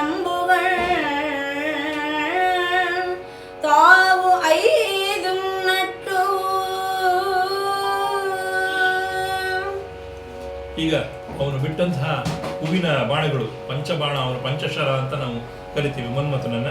ಅವನು ಬಿಟ್ಟಂತ ಆ 5 ಬೇರೆ ಬೇರೆ ಪುಷ್ಪಗಳ ಬಾಣಗಳೇನಿದೆ ಅದನ್ನ ಈಶ್ವರನ ಕಡೆಗೆ ಬಿಟ್ಟಿದ್ದಾನವನು. ಮಹಾದೇವಿಯ ಅಂದ್ರೆ ಮಹಾದೇವ ಅವನನ್ನ ಹೇಳುವಂತಹ ಒಂದು ಶೈಲಿ ಅದು. ಆ ಶಿವನಿಗೆ ಆ 5 ಬಾಣಗಳು ಕೂಡ ಒಂದು ಹಣೆಯಲ್ಲಿ ನಾಟ್ಕೊಂಡಂತೆ, ಮತ್ತೊಂದು ಕೆನ್ನೆಯಲ್ಲಿ, ಇನ್ನೊಂದು ಅವನ ಅಂಗೈಯಲ್ಲಿ, ಇನ್ನೊಂದು ಅವನ ತೊಡೆಯಲ್ಲಿ, ಮತ್ತು ಅವನ ತೋಳಲ್ಲಿ. ಈ ರೀತಿಯಲ್ಲಿ 5 ಬಾಣಗಳು ಕೂಡ ಅವನ ದೇಹಕ್ಕೆ ನಾಟಿಕೊಂಡಂತೆ. ಹಾಗೆ ಎಲ್ಲವೂ ಕೂಡ ನಾಟದಾಗ ಆ ಶಿವನಿಗೆ ಏನಾಯ್ತು, ಆ ಬಾಣಗಳು ನಾಟಿದಾಗ ಏನಾದ ಅವನು ಅಂತ ಮುಂದಿನ ಪದ್ಯದಲ್ಲಿ ಹೇಳ್ತಾರೆ. ಕಟ್ಟಾಳ್ಗಳೆನಿಪ ರಕ್ಕಸರೊಟ್ಟ ಜಗೆಟ್ಟಳಲೆ ಸಗ್ಗಿಗಳ ನೆಲನ ನೊಡಂಬಿಟ್ಟಿರೆ ಕಾಳಗದೆಡೆಗೊಳ್ ತೊಟ್ಟನೆ ಮಾಧವಿಯರ ಸಲರೆ ಬೆಣ್ಣಾದಂ.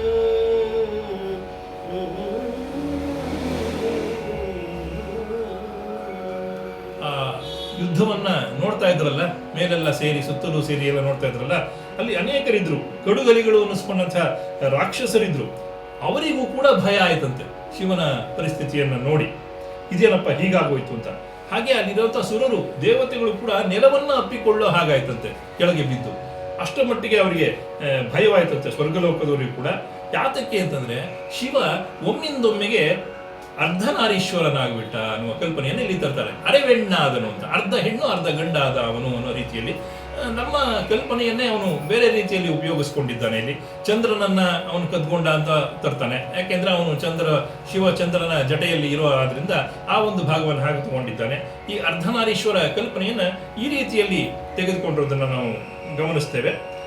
ಹಾಗೆ ಶಿವ ಆ ಬಾಣಗಳ ಒಂದು ಪ್ರಭಾವದಿಂದ ಅರೆವೆಣ್ಣಾದ ಅಂತ, ಅರ್ಧನಾರೀಶ್ವರ ಅಂದ್ರೆ ಸಂಸ್ಕೃತ ಆಗಿಬಿಡುತ್ತೆ ಮೊದಲೇ. ಇಲ್ಲಿ ಅವನು ಹೇಳೋದು ಅರೆವೆಣ್ಣಾದನ್ ಅಂತ, ಅರೆವೆಣ್ಣನ್ನಾಗಿ ಮಾಡಿಬಿಡ್ತು ಅವನ್ನದು ಅಂತ. ಮುಂದೆ ಮೊರೆದಾಡುವ ಮರಿದುಂಬಿಯ ನೆರವಿಗಳೈ ತಂದು ಮುಸುರಿ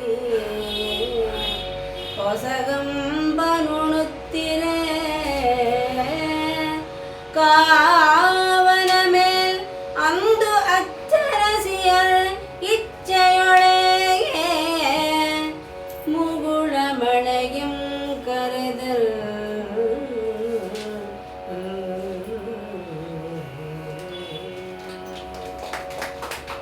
ಈ ಸನ್ನಿವೇಶವನ್ನ ನೋಡಿ ಅಪ್ಸರಸೇರಿಗೆ ಬಹಳ ಸಂತೋಷ ಆಯ್ತಂತೆ. ಎಂತಹ ಶಕ್ತಿ ಕಾಮನ್ದು! ಶಿವನ ಬಗ್ಗೆ ಅಂತ ನಮಗೆ ಗೊತ್ತಿದೆ. ಆಂಡಯ್ಯ ಕೂಡ ಅವನು ಜೈನನೇ ಆದರೂ ಕೂಡ ವೀರಶೈವರನ್ನ ಎಲ್ಲೂ ಕೂಡ ಆಡ್ಕೊಳ್ಳೋ ರೀತಿಯಲ್ಲಿ ಆ ರೀತಿಯಲ್ಲಿ ಬರೆದಿಲ್ಲ. ಶಿವನ ಚಿತ್ರಣವನ್ನು ಕೊಡುವಾಗ ಕೂಡ ಮೊದಲಿಗೆ ಅವನು ಒಳ್ಳೆಯ ಚಿತ್ರಣವನ್ನೇ ಕೊಡ್ತಾನೆ. ಅವನ ಪೌರುಷ, ಅವನ ರೀತಿ ಇತ್ಯಾದಿಗಳೆಲ್ಲ ಕೊಡ್ತಾನೆ. ಬೆಳ್ಳಿ ಬೆಟ್ಟದ ಒಡೆಯ ಅನ್ನೋ ರೀತಿಯಲ್ಲಿ ಅವನ ಬಗ್ಗೆ ಕೂಡ ಒಳ್ಳೆ ಮಾತುಗಳನ್ನ ಹೇಳಿರೋದನ್ನ ಗಮನಿಸ್ತೇವೆ. ಆದರೆ ಶಿವನಿಗಿಂತ ಸವಣ ಆದಂತಹ ಜಿನಮುನಿ ಶ್ರೇಷ್ಠ ಅನ್ನೋದನ್ನು ಕೂಡ ಮೊದಲೇ ತಂದು ಬಿಟ್ಟಿದ್ದಾನೆ. ಇನ್ನೊಂದು ಕಡೆ ಹೋದಾಗ ಅವನಿಗೆ ರಾಮ ತಲೆಬಾಗಿ ನಮಸ್ಕಾರ ಮಾಡಿ ಬಂದಿರುವಂತಹ ಪ್ರಸಂಗ ಬಂದಿರುತ್ತೆ. ಆದರೆ ಶಿವನಿಗೆ ಎದುರಾಗಿ ಯುದ್ಧ ಮಾಡುವಂತಹ ಪ್ರಸಂಗ ಬರುತ್ತೆ. ಎಷ್ಟೇ ಆದರೂ ಅವನು ಜೈನ ಧರ್ಮದವನು, ಅದನ್ನ ಎತ್ತಿ ಹಿಡಿಬೇಕು ಅನ್ನೋ ದೃಷ್ಟಿಯಿಂದ ಆ ರೀತಿಯ ಒಂದು ಸಂದರ್ಭವನ್ನು ಅವನು ಸೃಷ್ಟಿ ಮಾಡ್ಕೊಂಡಿದ್ದಾನೆ. ಇದು ಅವನ ಕಲ್ಪನೆ ಅಷ್ಟೇ. ಇದು ನಮ್ಮ ಪುರಾಣದಲ್ಲಿ ಎಲ್ಲೂ ಬರೋದಿಲ್ಲ ಆ ರೀತಿಯ ಕಲ್ಪನೆ, ಅವನೇ ಮಾಡ್ಕೊಂಡಂಥದ್ದು.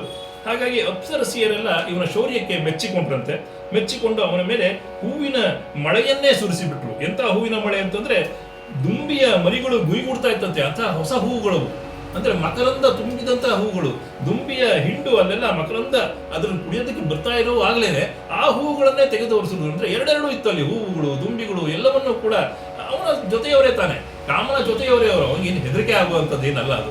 ಅವೆಲ್ಲವನ್ನು ಕೂಡ ಅವನ ಮೈ ಮೇಲೆ ಮಳೆಯ ಹಾಗೆ ಸುರಿಸಿದರು ಅನ್ನುವಂತಹ ಒಂದು ಚಿತ್ರವನ್ನು ಕೊಡ್ತಾನೆ.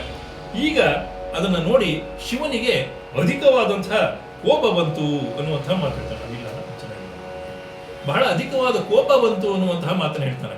ಇಲ್ಲಿವರೆಗೂ ಶಿವನಿಗೆ ಕೋಪ ಬರೋ ಮಾತಿರಲಿಲ್ಲ. ಅವನು ವೀರಭದ್ರನ ಯುದ್ಧಕ್ಕೆ ಬಿಟ್ಟಾಗಲಿ, ಅವನಿಗೆ ತಂಗಾಳಿ ಬಂದು ಅವನಿಗೆ ದೂತನಾಗಿ ಬಂದು ಮಾತನಾಡುವಾಗಲಿ ಶಿವನಿಗೆ ಕೋಪವೇ ಬಂದಿರಲಿಲ್ಲ. ಅವನು ನಗುತ್ತಾನೆ ಅನ್ನುವ ಮಾತುಗಳೇ ಬಂದಿದೆ ಎಲ್ಲ ಕಡೆ, ಶಿವನಕ್ಕ ಅನ್ನುವಂಥದ್ದು. ಆದ್ರೆ ಕೋಪ ಬಂದಿದ್ದು ಈಗ ಶಿವನಿಗೆ. ಅರೆವೆಣ್ಣಾದ ನಂತರದಲ್ಲಿ ಅವನಿಗೆ ಕೋಪ ಬಂತು, ಅಧಿಕವಾದಂತಹ ಕೋಪ ಬಂತು. ಆ ಕೋಪದ ಬೆಂಕಿಯಲ್ಲಿ ಹೊಗೆಯ ಹಾಗೆ ಕಾರ್ತಾ ಇದ್ದಂಥವನು, ಹಣೆಯ ಗಂಟುಗಳು ಉಬ್ಬುಗಳೆಲ್ಲ ಕೂಡ ಗಂಟಿಕ್ಕಿದ್ವಂತೆ.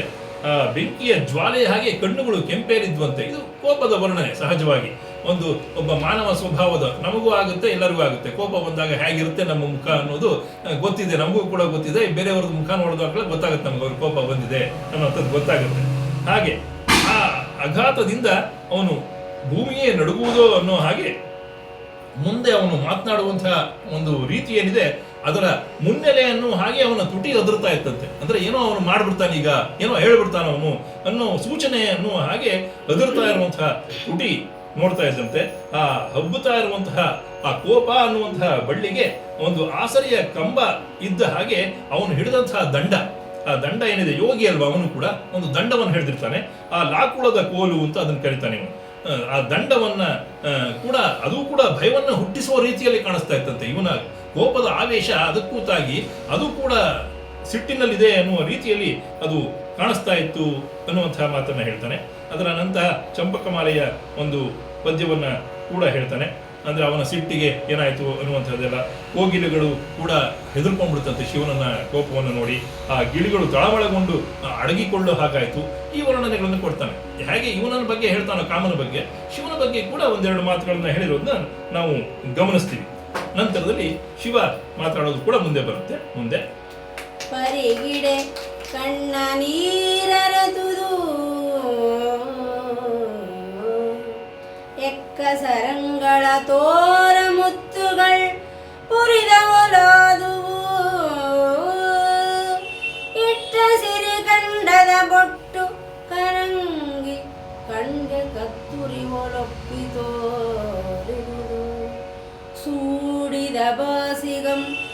ತಾಗಳ್ ಅಂದೆದಳ್ಳುರಿ ತಗುಳ್ದಂದದಿಂ ಕರಿದುದು ಆಗೆಯ ಮೇದಿಸುಗು ಏನಳುಂಬವೋ.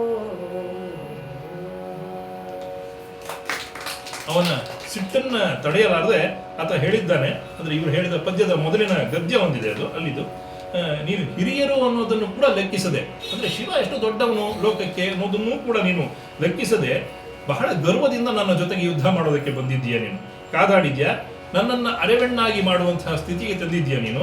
ಆದ್ರಿಂದ ನೀನು ನಿನ್ನ ಹೆಂಡತಿಯನ್ನು ಕೂಡದೆ ಅವಳ ಜೊತೆಗೆ ಇರಲಾಗದೆ ನೀನು ಯಾರಿಗೂ ತಿಳಿಯದ ಹಾಗೆ ಕಾಮ ನೀನು ಅನ್ನುವುದೂ ಕೂಡ ನಿನಗೆ ಮರೆತು ಹೋಗ್ಲಿ, ಹಾಗೆ ನೀನು ಬೇರೆ ಎಲ್ಲಾದರೂ ಇದ್ದು ಬಿಡು ಅನ್ನುವ ಶಾಪದ ವಾಣಿಯನ್ನ ಶಿವ ಕೊಟ್ಟ ಅನ್ನುವಂತಹ ಮಾತು ಬರುತ್ತೆ.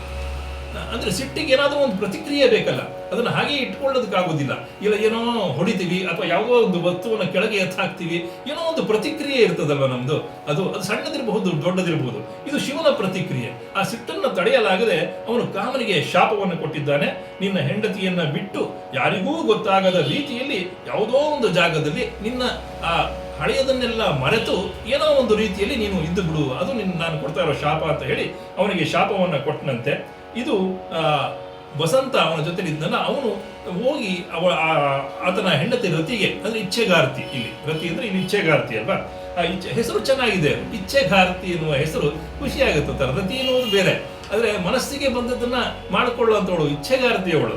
ಅವಳ ಒಂದು ಹತ್ರ ಹೋಗಿ ಈ ವಸಂತ ಹೋಗಿ ಅವಳಿಗೆ ವಿಷಯವನ್ನೆಲ್ಲ ಹೇಳಿದಂತೆ, ಈ ತರ ಆಯ್ತು, ಶಿವ ಸೋತ, ಅರೆಮಣ್ಣಾದ, ಅವನು ಈ ರೀತಿ ಶಾಪ ಕೊಟ್ಟು ಬಿಟ್ಟಿದ್ದಾನೆ ನಿನ್ನ ಯಜಮಾನನಿಗೆ ಎನ್ನುವರ ಮಾತನ್ನ ಕೇಳಿದಾಗ ಅವಳು ಅದನ್ನ ತಿಳಿದು ಮೂರ್ಛೆ ಹೋದ್ಲಂತೆ. ತಕ್ಷಣಕ್ಕೆ ಮೂರ್ಛೆ ಹೋಗೋದು ಬಹಳಷ್ಟು ಕಡೆ ಬರುತ್ತೆ. ನಮ್ಮ ದಶರಥ ಅಂತೂ ಎಷ್ಟೋ ಸತಿ ಮೂರ್ಛೆ ಹೋಗ್ತಾನೆ ರಾಮಾಯಣದಲ್ಲಿ, ಇದನ್ನ ಪದೇ ಪದೇ ನೋಡ್ತೀವಿ ನಾವು. ಸಣ್ಣದಕ್ಕೆ ಮೂರ್ಛೆ ಹೋಗ್ಬಿಡ್ತಾರೆ ಅವರು ಬೇಗ ಬೇಗ.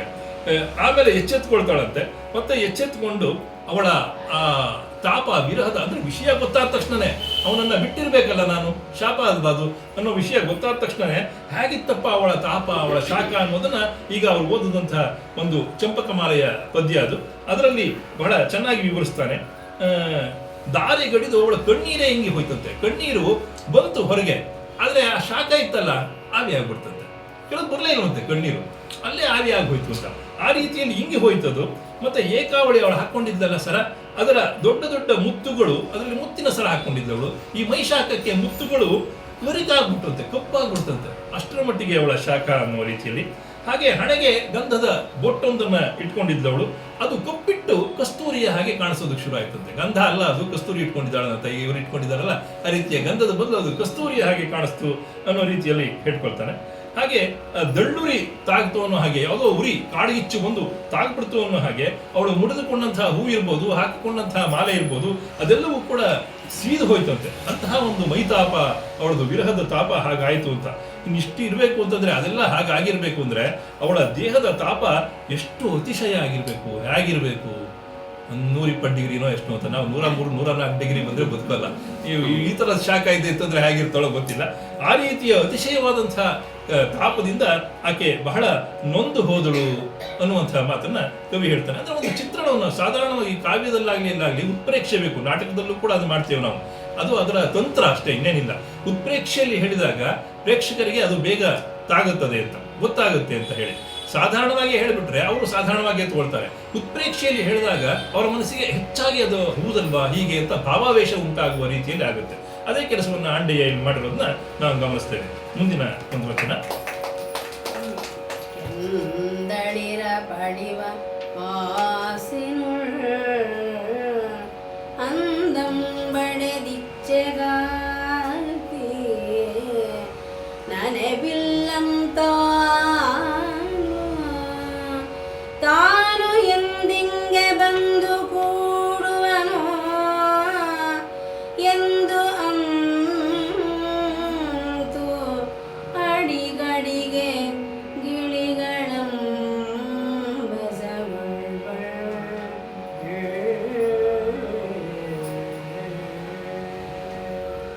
ಆಕೆಯ ಸ್ಥಿತಿಯನ್ನ ಹೇಳುವಂತ ಒಂದು ಕಂದ ಪದ್ಯ.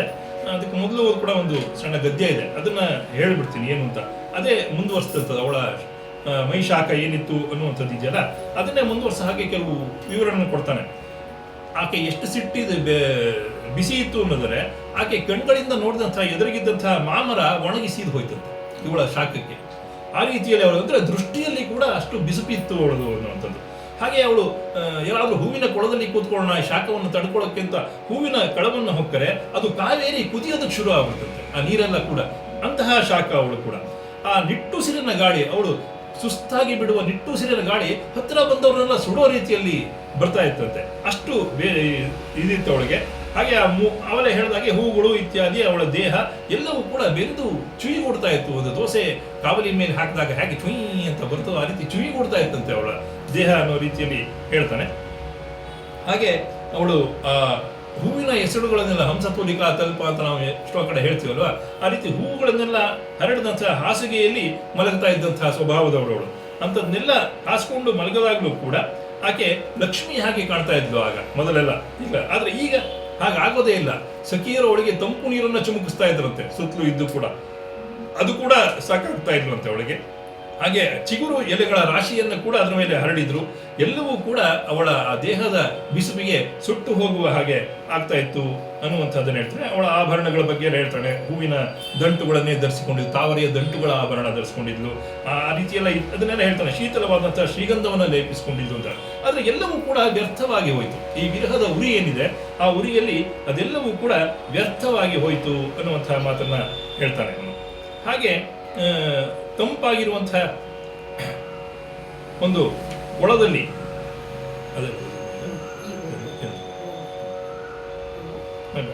ಇದಾಯ್ತಲ್ಲ ಹಿಂದುಳಿದ ಅದು ಹೇಳಿ.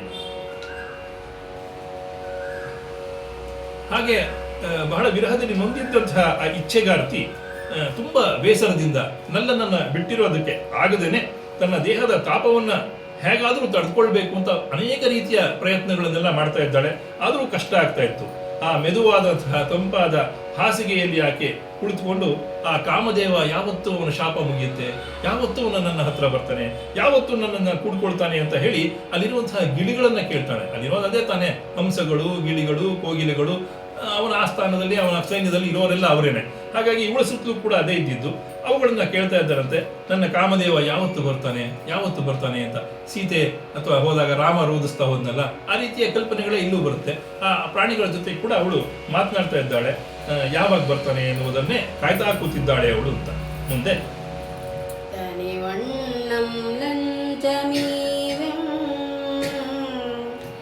ಉರುಳಿ ನಿನಗೆ ಪೂಗೊಂಚಲಂ ಬೇಗದಿಂದ ನಿನಗೀವೆಂ ತುಂಬಿಕೆಂದವರೆಯ ಮಿಸುಗೋ ಒಳ್ಗಡ್ಡೆಯಂ ಮಾಡದೆಂದು ನಿನಗೀವೆನು ಏನ್ ಅಂಚೆ ಕಂಪಂ ನಿನಗೆ ಸರಿಸುವೆಂ ಕೂಡೆ ತಂಗಾಳಿಯನ್ನು ಓಪನನದಿಂದಾರೈದು ತಂದು ಎನ್ನೊಡನೆ ಇರಿಸಿದೊಡೆ ಎಂದು ಆಕೆ ಮಾತಾಡುತ್ತಿಬ್ಬಳು. ಅನ್ನೆಗಂ ಇತ್ತಲ್ ಆ ಬಾಂದೊರೆದಲೆಯನ ಸಾಬಂದಳೆದು ಬಂದು ನೀನು ಈ ಪೂವಿನ ಪೊಳಲೊಳ್ ನನಗೆಂಬನೆಂಬರಸಾದೆ ನಿನ್ನ ಸಾಪಂ ಎನ್ನ ಮಾತನೆಂದು ಕೇಳ್ದೈ ಅಂದೇತಿ.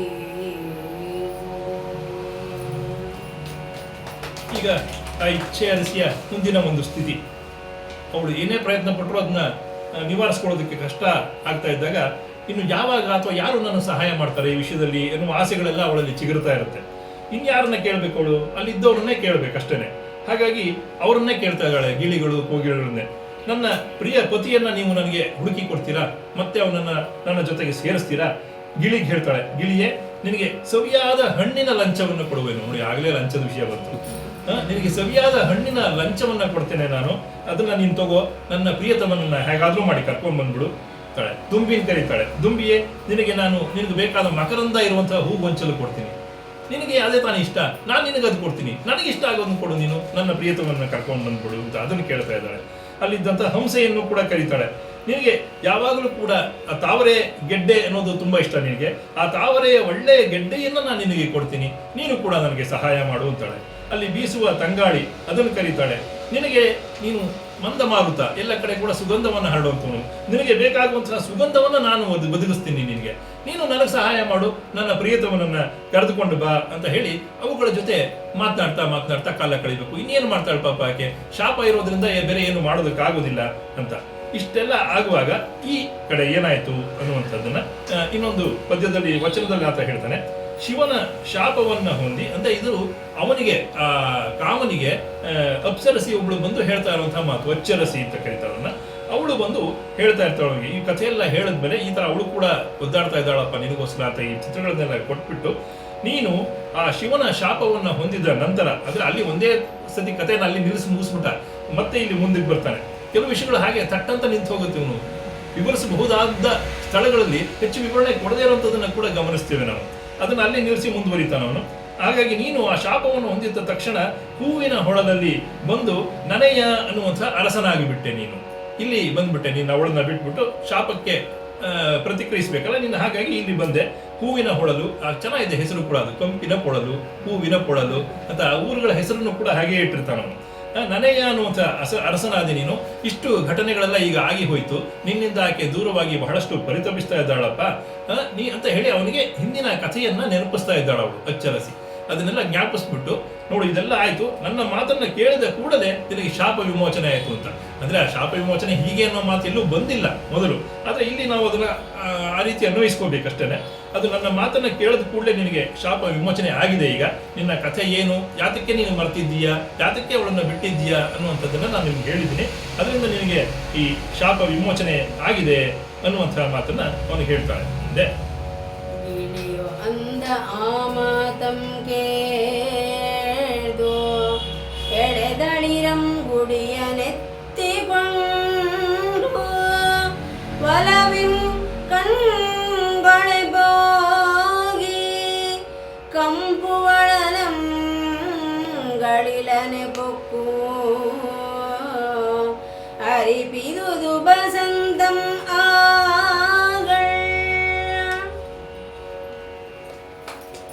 ಈ ಅಚ್ಚರಸಿ ಅವನಿಗೆ ಹೇಳಿದಂತಹ ಈ ಎಲ್ಲ ಮಾತುಗಳನ್ನ ಅಲ್ಲಿದ್ದಂತಹ ಗಿಳಿ ಒಂದು ಕೇಳಿಸ್ಕೊಂಡ್ರು. ಆ ಗಿಳಿ ಆ ಮಾತನ್ನ ಕೇಳಿಸ್ಕೊಂಡು ಒಂದು ಎಳೆಯ ತಳಿರನ್ನ ಒಂದು ಧ್ವಜದ ರೀತಿಯಲ್ಲಿ ಹಿಡ್ಕೊಂಡಂತೆ. ಅಂದ್ರೆ ಒಂದು ಒಳ್ಳೆಯ ಸುದ್ದಿ ಅಲ್ವಾ ಇದು, ಶಾಪ ವಿಮೋಚನೆ ಆಯಿತು ಅಂತ ಹೇಳುವಂತಹ ಒಂದು ಸುದ್ದಿಗೋಸ್ಕರ ಅದನ್ನು ತಿಳಿಸ್ಬೇಕು ಅಂತ ಅದು ತಳಿರನ್ನ ಧ್ವಜವಾಗಿ ತೆಗೆದುಕೊಂಡು ಸಂತೋಷದಿಂದ ಆ ಕಂಪಿನ ಪೊಳಲು ಅಂತ ಆಕೆ ಇದ್ದಂತಹ ಪಟ್ಟಣಕ್ಕೆ ಹೋಗಿ ಬಹಳ ವೇಗವಾಗಿ ಊರನ್ನು ಹೊಕ್ಕು ಅಲ್ಲಿದ್ದಂತಹ ವಸಂತ ಅಥವಾ ಬಸಂತ, ಅವನು ಯಾರೋ ಇವನ ಮಂತ್ರಿ ಅಥವಾ ಇವನ ಸ್ನೇಹಿತ, ಕಾಮನ ಸ್ನೇಹಿತ, ಅವನಿಗೆ ಈ ಸಮಾಚಾರವನ್ನೆಲ್ಲ ಕೂಡ ತಿಳಿಸ್ತು ಅನ್ನೋ ಮಾತನ್ನ ಅಲ್ಲಿ ಹೇಳ್ತಾರೆ. ಮುಂದೆ ಪಡೆಯಲ್ಲಂ ನಡೆನೋಡಿ ಮೆಚ್ಚ ಬಿದಿಯಂ ನಾಡೋಡೆ ಬೆಂಕೊಂಡವಂ ಕಡಲೊಳ್ ಪಟ್ಟಣ ನಿಕ್ಕಿ ಮೆಟ್ಟಿದು ಅದಟಂ ಮುಕ್ಕಣ್ಣಂ ಗೆಲ್ವನು ಎಮ್ಮೊಡೆಯಂ ಬಂದ ಬನೀಗ ಇಂತೆನಲವಿಂದಂ ಬಳ್ಳಿ ಮಾಡಂಗಳು ಗುಡಿಯಂಬೆ ಪಡೆಬಳ್ಳ ಸುತ್ತಲುಂ ಸಾರಿದ.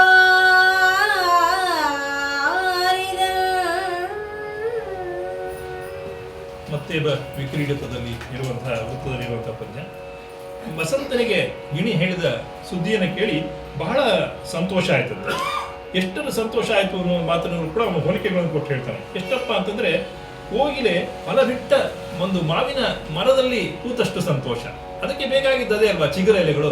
ಆ ಚಿಗುರ ಎಲೆಗಳು ಸಿಕ್ಕಷ್ಟು ಸಂತೋಷ ಇವನಿಗೆ ಆಯ್ತಂತೆ. ಹಾಗೆ ಬಿಸಿಲ ಬೇಗೆಯಲ್ಲಿ ತಂಪಾದ ಬೆಂದವನು ಒಂದು ತಂಪಾದ ಕೊಳವನ್ನ ಹೊಕ್ಕಂತೆ ಸಂತೋಷ ಎಷ್ಟಾಗ್ತದೋ ಆ ರೀತಿಯ ಸಂತೋಷ ಆಯ್ತಂತೆ. ನಂತರದಲ್ಲಿ ಬಡವನೊಬ್ಬನಿಗೆ ನಿಧಿಯನ್ನ ಕಂಡ ಹಾಗೆ, ಇದು ಬಹಳಷ್ಟು ಕಡೆ ಬರುವಂತಹ ಹೋಲಿಕೆ. ಬಡವನಿಗೆ ಬಹಳ ಸಂತೋಷವಾಗ್ಬಿಡುತ್ತೆ. ಒಂದು ಐಶ್ವರ್ಯವೋ ತನಗೆ ಬೇಕಾದ ನಿಧಿ ಸಿಕ್ಬಿಡ್ತು ಅಂದ್ರೆ ಆ ರೀತಿಯ ಸಂತೋಷ ಆಯ್ತಂತೆ. ಹಾಗೆ ಪ್ರಿಯತಮನು ನಲ್ಲೆಯ ನುಡಿಯನ್ನ ಕೇಳಿದಾಗ ಎಷ್ಟು ಸಂತೋಷ ಆಯ್ತೋ ಆ ರೀತಿಯ ಸಂತೋಷ ಕೂಡ ಆಯ್ತು ಅವನಿಗೆ ಅಂತ ಹೇಳ್ತಾನೆ. ಹೀಗೆ ಅನೇಕ ಹೋಲಿಕೆಗಳನ್ನ ಕೊಡ್ತಾ ಬಸಂತ ಇಚ್ಛೆಗಾರ್ತಿ ಅವಳು ಬಳ್ಳಿ ಮನೆಯಲ್ಲಿ ಅಂದ್ರೆ ಆ ಒಂದು ಲತಾ ಮಂಟಪ ಅಂತ ಕರಿತೀವಿ, ಬೇರೆ ಈ ಬಳ್ಳಿ ಮನೆಯಲ್ಲಿ ಕುಳಿತಿದ್ದಂತೆ. ಅದು ಕನ್ನಡದಲ್ಲ ಆತ ಬಳ್ಳಿ ಮನೆ ಅಂತ ಮಾಡ್ಕೊಂಡಿದ್ದಾನೆ, ಲತಾ ಮಂಟಪವನ್ನ. ಆ ರೀತಿ ಅನೇಕ ಕನ್ನಡದ ಪದಗಳು ಹೇಗೆ ಅಂತ ಅವನೇ ಹೇಳ್ತಾನೆ. ಎಷ್ಟೋ ಕಡೆ ಕನ್ನಡ ಪದಗಳು ಒಳ್ಳೆಯದನ್ನ ಹೆಕ್ಕೊಳ್ಬೇಕು ಅಂದ್ರೆ ನನ್ನ ಕಾವ್ಯವನ್ನು ಓದಿ ಅನ್ನೋ ಮಾತು ಕೂಡ ಅಲ್ಲಿ ಬರ್ತದೆ ಕಾವ್ಯದಲ್ಲೇನೆ. ಹಾಗಾಗಿ ನಮಗೆ ಕನ್ನಡವನ್ನ ನಾವೇ ಮರ್ತು ಬಿಟ್ಟಿದ್ದೀವಿ ಎಷ್ಟೋ ಸರ್ತಿ. ಬಹುಶಃ ಈಗಿನ ಕಾಲದಲ್ಲಿ ನಾವು ಇಂಗ್ಲೀಷನ್ನ ಸೇರಿಸ್ಕೊಂಡು ಒದ್ದಾಡ್ತಾ ಇದ್ದೀವಲ್ಲ, ಇಂಗ್ಲೀಷ್ ಸೇರಿಸದೆ ಕನ್ನಡದಲ್ಲೇ ಮಾತಾಡಿದವರು ಪ್ರೈಸು ಅನ್ನೋ ಸ್ಪರ್ಧೆಗಳೆಲ್ಲ ಮಾಡೋದುಂಟು ಅಲ್ಲಿ ಇಲ್ಲಿ ಎಲ್ಲ. ಈಗಲೂ ಕೂಡ ನಾನು ಮೊದಲಿಂದ ನಾನು ಸರ್ವಿಸಲ್ಲಿ ಇದ್ದಾಗ ಅವಾಗಲೂ ಕೂಡ ನೋಡಿದ್ದೀನಿ. ಎಷ್ಟೋ ಬೀಳ್ಕೊಡುಗೆ ಸಮಾರಂಭ ಇರ್ಬೋದು, ಆಫೀಸಿನ ಒಂದು ಕಾರ್ಯಕ್ರಮ ಇರ್ಬೋದು, ಅಲ್ಲಿ ಮಾತನಾಡಿ ಅಂದ್ರೆ ಅರ್ಧಕ್ಕರ್ಧ ಇಂಗ್ಲೀಷ್ನಲ್ಲೇ ಮಾತನಾಡೋದನ್ನು ಗಮನಿಸಿದ್ದೀನಿ. ಅವ್ರು ಯಾರು ಇಂಗ್ಲೀಷ್ನವರಲ್ಲ ಅಥವಾ ಬೇರೆ ಊರಿನವರಲ್ಲ, ಕನ್ನಡದವರೇ, ನಮ್ಮ ಇಲ್ಲಿಯವರೇ. ಆದರೆ ಮಾತನಾಡೋದಕ್ಕೆ ನಿಂತರೆ ಅದರಲ್ಲಿ ಅರ್ಧ ಭಾಗದಷ್ಟಂತೂ ಇಂಗ್ಲೀಷೇ ಇರೋದನ್ನ ಗಮನಿಸಿದ್ದೀನಿ ನಾನು ಎಷ್ಟೋ ಕಡೆ ಕೂಡ. ಆ ರೀತಿಯ ಒಂದು ಸ್ವಭಾವವನ್ನು ಬೆಳೆಸ್ಕೊಂಡ್ಬಿಟ್ಟಿದ್ದೀವಿ ನಾವು. ಬಹುಶಃ ನಮ್ಮ ಶಿಕ್ಷಣ ಕೂಡ ಅದಕ್ಕೆ ಕಾರಣ ಆಗಿದೆ. ನಮ್ಮ ಇವತ್ತಿನ ವ್ಯವಹಾರ ಮತ್ತು ಕೆಲಸದ ರೀತಿ ಕೂಡ, ವ್ಯವಸ್ಥೆ ಕೂಡ ಅದಕ್ಕೆ ಕಾರಣ ಆಗಿದೆ ಅಂತ ನಾವು ಭಾವಿಸ್ಬೋದು. ಆ ರೀತಿಯಲ್ಲಿ ಆಗ ಕನ್ನಡದಲ್ಲೇ ಅಚ್ಚಗನ್ನಡದಲ್ಲಿ ಮಾತನಾಡೋದು ಅನ್ನೋ ದೃಷ್ಟಿಯಿಂದ ಈ ಕಾವ್ಯ ಬಹಳ ಮಹತ್ವದ ಆಗುತ್ತೆ ಆ ದೃಷ್ಟಿಯಿಂದ. ಹಾಗಾಗಿ ವಸಂತ ಅಲ್ಲಿಗೆ ಹೋಗಿ ಭಿನ್ನವಿಸ್ತಾನೆ ಅವಳ ಹತ್ರ. ಇಲ್ಲಿ ಹೇಳ್ಬಿಟ್ಟು ಈ ತರ ಅವನು ಬರ್ತಾ ಇದ್ದಾನೆ, ಶಾಪ ವಿಮೋಚನೆಯಾಗಿ ನಿನ್ನನ್ನು ನೋಡಬೇಕು ಅಂತ ಬರ್ತಾ ಇದ್ದಾನೆ ಅಂತ ಹೇಳಿದಾಗ ಎಷ್ಟು ಒಂದು ಭೇರಿಯನ್ನು ಹೊಡೆದು ಎಲ್ಲರಿಗೂ ಹೇಳಿ ಜನರಿಗೆ ಸಂತೋಷ ಸುದ್ದಿನ ಅಂತ ಹೇಳ್ತಾನೆ ಅವನು. ಸೈನ್ಯವೆಲ್ಲ ನೋಡಿ ಮೆಚ್ಚುವ ಹಾಗೆ, ಬ್ರಹ್ಮನೇ ನಾಚಿಕೊಳ್ಳೋ ಹಾಗೆ ಇರಲಿ ನಮ್ಮ ಸಂಭ್ರಮ ಅನ್ನೋ ರೀತಿಯಲ್ಲಿ ಆಜ್ಞೆ ಮಾಡ್ತಾನ ಅವನು. ಆ ರೀತಿ ಇರಬೇಕು. ಯಾರು ಬರ್ತಾ ಇದ್ದಾನೆ? ಆ ಬ್ರಹ್ಮನನ್ನ ಸೋಲಿಸಿದಂತಹ ಮತ್ತು ಸಾಗರಶಾಯದ ವಿಷ್ಣುವನ್ನೇ ಹೊಡೆದಟ್ಟದಂತಹ ಮತ್ತು ಶಿವನನ್ನೂ ಕೂಡ ಅರೆವೆಣ್ಣು ಮಾಡಿ ಗೆದ್ದಂತಹ ನಮ್ಮ ಒಡೆಯನಾದಂಥವನು ಈಗ ಬರ್ತಾ ಇದ್ದಾನೆ. ಅವನ ಪ್ರಿಯತಮೆಯನ್ನು ನೋಡೋದಕ್ಕೋಸ್ಕರ ಇಲ್ಲಿ ಬರ್ತಾ ಇದ್ದಾನೆ. ಅದಕ್ಕೆ ಎಲ್ಲ ಸಿದ್ಧತೆಗಳನ್ನ ಮಾಡಿ ಬಳ್ಳಿ ಮಂಟಪಗಳನ್ನೆಲ್ಲ ಕಟ್ಟಿ ಉತ್ಸಾಹದಿಂದ ಧ್ವಜಗಳನ್ನೆಲ್ಲ ಹಾಕಿ ಅಂತ ಹೇಳಿ ಒಬ್ಬೊಬ್ಬರಿಗೆ ಎಲ್ಲವನ್ನೂ ಕೂಡ ಹೇಳ್ತಾ ಸೇನಾಧಿಪತಿಗಳೊಂದಿಗೆ ಅವನು ಎಲ್ಲ ಆಜ್ಞೆಗಳನ್ನ ಮಾಡ್ತಾ ಓಡಾಡ್ತಾ ಇದ್ದಾನಂತೆ ಬಸಂತ. ಮುಂದೆ ಕಳಸಂ ಕನ್ನಡಿ ಗುಡಿ ಪಜ್ಜಳಿಸುವ ಮಾಂದಳಿರ ತೋರಣಂ ದೆಸೆಗೆಸೆಯಂ ಬಳಸಿರೆ ಬಾಜಿಪ ಪರಿ ಕಣ್ಗೊಳಿಸಿರೆ ಪರಮಟ್ಟರು ಹೊಸಗೆಯಂ ಹೊಸವೆಣ್ಣ.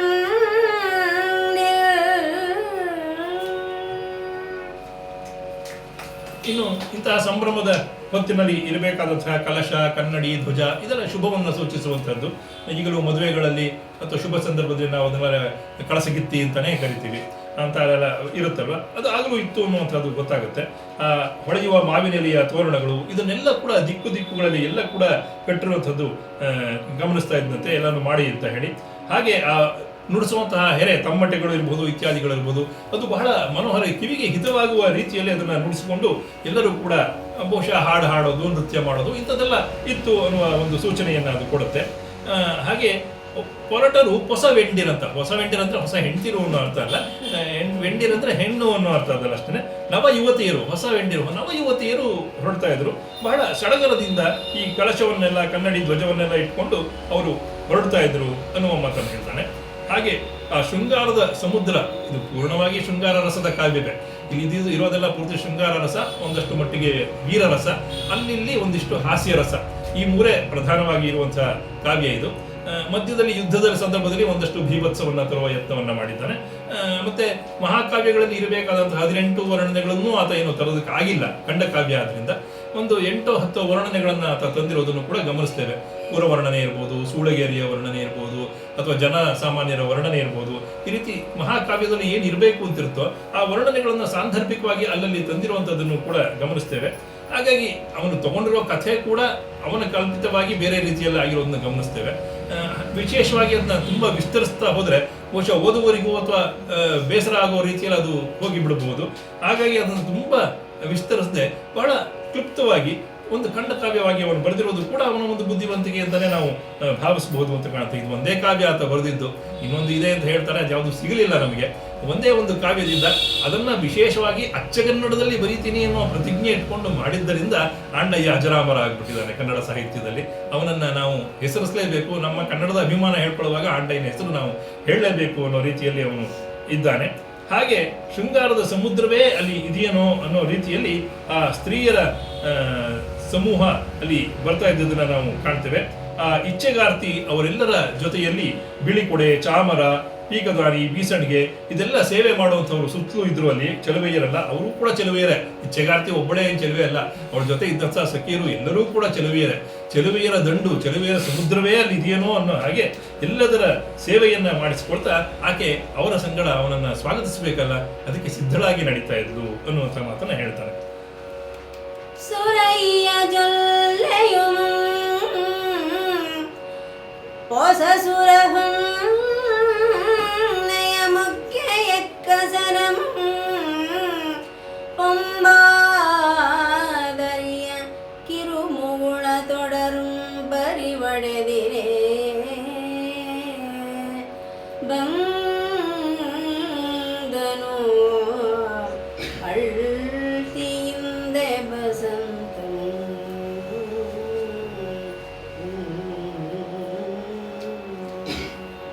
ಇನ್ನು ವಸಂತ ಕೂಡ ಅದಕ್ಕೆ ಸಿದ್ಧ ಆದ. ಮಂತ್ರಿ ಅಥವಾ ಅವನ ಆಪ್ತ, ಗೆಳೆಯ, ಏನ್ ಬೇಕಾದ್ರೂ ಕರಿಬೋದು ಅವನು. ಆ ಕಾಮನ ಗೆಳೆಯನಾದಂತಹ ಅವನು ಸುರಗಿಯ ಹೂಗಳು ಇರುವಂತಹ ಒಂದು ತುರುಬನ್ನ, ಅಂದ್ರೆ ಆ ಕಾಲದಲ್ಲಿ ಗಂಡಸರು ಕೂಡ ಹೂಗಳನ್ನ ಇಟ್ಕೊಳ್ತಿದ್ರು ಅನಿಸ್ತದೆ. ಆ ರೀತಿಯ ಹೂಗಳ ತುರುಬನ್ನ ಇಟ್ಕೊಂಡ ಹಾಗೆ ಸುರಹೊನ್ನೆಯ ಹೊಸ ಮೊಗ್ಗುಗಳನ್ನ, ಆಗ ತಾನೇ ಹುಟ್ಟಿ ಮೊಗ್ಗು ಬಿರಿತಾ ಇರುವಂತಹ ಮೊಗ್ಗುಗಳು, ಅದರಿಂದ ಮಾಡಿದಂತಹ ಹಾರವನ್ನ ಮತ್ತು ಕೈಗೆಲ್ಲ ಕಟ್ಟಿಕೊಳ್ತಾರಲ್ಲ, ಕೈಗೆ, ಭುಜಕ್ಕೆ ಇತ್ಯಾದಿ ಎಲ್ಲ ಕಟ್ಟಿಕೊಳ್ಳುವಂತಹ ಹಾರ ಮತ್ತು ಇತ್ಯಾದಿಗಳು, ಅದೆಲ್ಲದನ್ನು ಕಟ್ಟಿಕೊಳ್ತಾ ಹೊಂಬಣ್ಣದ ಚಿಕ್ಕ ಚಿಕ್ಕ ಮೊಗ್ಗುಗಳು, ಆಗ ಅರಳುವಂತಹ ಸೂರ್ಯನ ಬೆಳಕಿಗೆ ಅರಳುವಂತಹ ಆ ಚಿಕ್ಕ ಚಿಕ್ಕ ಮೊಗ್ಗುಗಳಿಂದ ಮಾಡಿದಂತಹ ಕಾಲ್ಬಳೆಗಳು, ಅದನ್ನು ಕೂಡ ಹೂವಿನಿಂದಲೇ ಮಾಡಿದ್ರಂತೆ. ಕಾಲಿಗೆ ಹಾಕೊಳ್ಳುವಂತಹ ಬಳೆ ಅಥವಾ ಕೈಗಳಿಗೆ ಹಾಕೊಳ್ಳುವಂತಹ ಕಡಗ, ಅದನ್ನು ಕೂಡ ಸಣ್ಣ ಸಣ್ಣ ಮೊಗ್ಗುಗಳಿಂದ ಆಕರ್ಷಕವಾಗಿ ಮಾಡಿದಂತಹ ಎಲ್ಲವನ್ನು ಕೂಡ ಆತ ತೊಟ್ಟುಕೊಂಡು ಆ ಬಸಂತ ಕೂಡ ತನ್ನ ಒಡೆಯನ ಸ್ವಾಗತಕ್ಕೆ ನಿಂತ. ಇಚ್ಛೆಯರಸಿ ಕೂಡ ಪೂರ್ಣ ಸಿಂಗಾರಗೊಂಡು ಆ ಸಿಂಗಾರಗೊಂಡ ಎಲ್ಲ ಚೆಲುವೆಯರ ಜೊತೆಗೆ ಸಿದ್ಧಳಾಗಿದ್ದು ಬಸಂತ ಸಿದ್ಧನಾಗಿದ್ದಾನೆ. ಇನ್ನು ಉಳಿದವರು ಇಲ್ಲದೆ ಇರ್ತಾರೆಯೇ, ಅವನ ತಂಗಾಳಿಯೂ ಇರ್ತಾನೆ, ದುಂಬಿಗಳೂ ಇರ್ತದೆ, ಕೋಗಿಲಗಳು ಇರ್ತಾರೆ, ಕಿಡಿಗಳು ಇರ್ತಾರೆ. ಎಲ್ಲರೂ ಕೂಡ ಅವನ ಪರಿವಾರವೆಲ್ಲ ಕೂಡ ಅಲ್ಲಿ ಸಂಭ್ರಮದಿಂದ ಕಾಮನನ್ನ ಸ್ವಾಗತಿಸೋದಕ್ಕೆ ಸಿದ್ಧರಾಗಿದ್ದರು ಅನ್ನುವಂತಹ ಸನ್ನಿವೇಶಕ್ಕೆ ಇವತ್ತಿನ ಕಥಾ ಪ್ರಸಂಗ ನಿಲ್ಲಿಸ್ತಾ ಇದ್ದೀವಿ. ಮುಂದಿನದು ಕೊನೆಯ ಭಾಗ, ಅದು ಇನ್ನು ಅವರು ಅವನನ್ನು ಸ್ವಾಗತಿಸೋದು, ಅವನು ಬಂದಾಗ ಹೇಗೆ ಅವರು ಕೂಡಿದ್ರು ಇತ್ಯಾದಿಗಳು, ಮತ್ತು ಕಾವ್ಯದ ಕೊನೆಯ ಉಪಸಮಾಪ್ತಿ, ಅವನ ಉಪಸಂಹಾರ ಹೇಳುವಂತಹ ಕೆಲವು ಮಾತುಗಳು. ಆಗಲೇ ಹೇಳಿದ್ನಲ್ಲ, ಮದನ ವಿಜಯ ಅಂತ ಇದನ್ನು ಕರೆದರು ಅಂತ ಹೇಳುವಂತಹ ಆ ಕಾವ್ಯದ ಬಗ್ಗೆ ಹೇಳುವ ಒಂದು 4-6 ಮಾತುಗಳು, ಅದು ಬಹಳ ಪ್ರಮುಖವಾದದ್ದು. ಯಾಕಂದ್ರೆ ನಮಗೆ ಇಲ್ಲದೆ ಹೋದರೆ ಕಾವ್ಯ ಅಥವಾ ಕವಿಯ ಬಗ್ಗೆ ನಮಗೆ ವಿಶೇಷವಾಗಿ ಎಲ್ಲೂ ಮಾಹಿತಿಗಳೇ ಸಿಗೋದಿಲ್ಲ.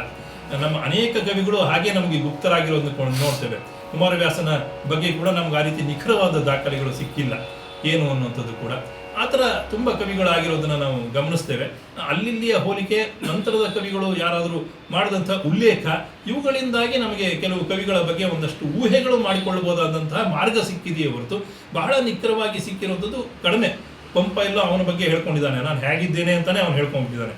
ನಾನು ಕುಳ್ಳಿ ಇಷ್ಟು ಹೈಟ್ ಇದ್ದೆ, ಇಷ್ಟು ಎತ್ತರ ಇದ್ದೆ, ನನ್ನ ಮುಖ ಹೀಗಿತ್ತು ಇತ್ಯಾದಿ ಎಲ್ಲ ಒಂದು ಪದ್ಯದಲ್ಲಿ ಅವನು ಹೇಳ್ಕೊಂಡಿರೋದು ಗಮನಿಸ್ತೇವೆ. ಆದರೆ ಎಲ್ಲ ಕವಿಗಳು ಹಾಗೆ ಮಾಡಿಲ್ಲ. ಹಾಗಾಗಿ ಈ ಕವಿಗಳ ಬಗ್ಗೆ ನಮಗೆ ಸಿಗಬೇಕಾದ್ರೆ ಆ ರೀತಿಯ ಸಂಶೋಧನೆಗಳೆಲ್ಲ ನಡೀತಾ ಇರಬೇಕು. ಇಷ್ಟು ಪುಟ್ಟ ಕಾವ್ಯ ಬರೆದ ಚಿಕ್ಕ ಕವಿ ಆದರೂ ಅವನ ಬಗ್ಗೆ ಒಂದು ಡಾಕ್ಟರೇಟ್ ಪ್ರಬಂಧವನ್ನೇ ಮಾಡುವಂತಹ ಸಂಶೋಧನೆಗಳು ಕೂಡ ನಡೆದಿದೆ. NS ಕೋತಿನ ಅನ್ನೋರು ಆಂಡಯ್ಯನ ಬಗ್ಗೆನೇ ಒಂದು ಸಂಶೋಧನೆ ಮಾಡಿ 400 ಪುಟಗಳ ಒಂದು ದೊಡ್ಡ ಪ್ರಬಂಧವನ್ನೇ ಬರೆದಿದ್ದಾರೆ. ಎಲ್ಲವನ್ನ ಬಹಳ ವಿವರವಾಗಿ ಚರ್ಚಿಸಿದ್ದಾರೆ. ಅದರಲ್ಲಿ ಅವನ ರಾಜಕೀಯ ಇರಬಹುದು, ಕಾವ್ಯದ ವಿಶೇಷ ಇರಬಹುದು, ಅವನು ಬಳಸಿದಂತಹ ಕನ್ನಡ ಪದಗಳಿರ್ಬೋದು, ಅದರಲ್ಲಿ ಸರಿ ಏನು ತಪ್ಪೇನು ಇತ್ಯಾದಿ, ಅವನ ಕಾಲ, ಧರ್ಮ ಎಲ್ಲ ವಿಚಾರಗಳನ್ನು ಅವರು ಸಂಗ್ರಹಿಸಿರುವುದು ನೋಡ್ಬೋದು. ಅಂತಹ ಒಬ್ಬ ಬಹಳ ವಿಶೇಷನಾದಂತಹ ಅಪರೂಪದ ಆಂಡಯ್ಯ ಕವಿ ನಮ್ಮ ಕನ್ನಡದ ಹೆಮ್ಮೆ ಅಂತ ಮತ್ತೆ ಮತ್ತೆ ಹೇಳ್ತಾ, ಕನ್ನಡಿಗರಾದ ನಾವು ಅವನ ಬಗ್ಗೆ ಪೂರ್ತಿಯಾಗಿ ಅಲ್ಲದಿದ್ರು ಅವನು ಇದ್ದ, ಅವನು ಹೀಗೆ ಮಾಡ್ದ ಅನ್ನೋ ವಿಷಯವನ್ನಾದರೂ ತಿಳ್ಕೊಳ್ಳೋ ಅಷ್ಟರ ಮಟ್ಟಿಗೆ ನಾವು ಇರಬೇಕು, ನಮ್ಮ ಮಕ್ಕಳಿಗೆ ಆ ವಿಷಯವನ್ನು ತಿಳಿಸ್ಬೇಕು ಅಂತ ಹೇಳ್ತಾ, ಬೇರೆ ವಿಷಯಗಳು ಬಿಡಿ, ಪುರಾಣ ಅದ್ರ ಕಲ್ಪನೆ ಇರ್ಬೋದು, ಅದು ನಿಜ ಸುಳ್ಳು ಅನುಮಾನ ಅದು ಬೇರೆ ವಿಷಯ. ಆದರೆ ಒಟ್ಟಾರೆ ಇಂತಹ ಒಂದು ಕೃತಿ ಇದೆ, ಹೀಗೆ ನಡೆದಿದೆ ಅನ್ನುವಂಥದ್ದು, ಅಲ್ಲಿ ಬರುವಂತಹ ಕನ್ನಡ ಪದ್ಯಗಳ ಸೊಗಸನ್ನು, ವೃತ್ತಗಳ ಸೊಗಸನ್ನು, ಈ ರೀತಿಯ ಗಮಕಕ್ಕೆ ಹಾಡುವ ಶೈಲಿಗೆ ಒಗ್ಗುವ ರೀತಿಯಲ್ಲಿ ಅವನು ಬರೆದಿರೋ ರೀತಿಯನ್ನು ಇತ್ಯಾದಿಗಳನ್ನೆಲ್ಲ ಕೂಡ ನಾವು ಗಮನಿಸುವಂಥದ್ದು ಇದರಲ್ಲಿ ಇದೆ ಅಂತ ಹೇಳ್ತಾ, ಈ ಒಂದು ಅವಕಾಶವನ್ನು ನಮ್ಮಿಬ್ಬರಿಗೂ ಕೂಡ ಕೊಡಮಾಡಿಕೊಟ್ಟಂಥ ಪರಿಷತ್ತಿಗೆ ಮತ್ತು ಅದನ್ನು ಬಹಳ ಆತ್ಮೀಯತೆಯಿಂದ ಕೇಳಿದಂಥ ನಿಮ್ಮೆಲ್ಲರಿಗೆ, ವಿಶೇಷವಾಗಿ ರಘು ದಂಪತಿಗಳಿಗೆ ಇವತ್ತು ಅದೊಂದು ನನಗೆ ಬಹಳ ಖುಷಿಯಾದ ಸಂದರ್ಭ. ಇಲ್ಲಿಗೆ ಬಂದಾಗ ಅವರನ್ನು ಭೇಟಿಯಾಗಿದ್ದು ಒಂದು ಬೋನಸ್ ಅಂತ, ಈ ವರ್ಷದ ಬೋನಸ್ ಸಿಕ್ತು ಅಂತ ಅನ್ಕೊಳ್ಬೋದು. ಅವರು ಸದ್ಯದಲ್ಲಿ ರಿಟೈರ್ ಆಗ್ತಾರೆ, ಅವ್ರ ಮುಂದೆ ಅವ್ರಿಗೂ ಬೋನಸ್ ಸಿಗಲ್ಲ ಇನ್ನು, ಹಾಗೆ ನನಗೆ ಆ ಬೋನಸ್ ಸಿಕ್ಕಿದೆ. ನಿಮ್ಮೆಲ್ಲರಿಗೂ ಕೂಡ ನಮ್ಮಿಬ್ಬರ ಆತ್ಮೀಯ ಧನ್ಯವಾದ, ವಂದನೆಗಳನ್ನು ತಿಳಿಸ್ತಾ ಕಾರ್ಯಕ್ರಮ ಮುಗಿಸ್ತೇವೆ.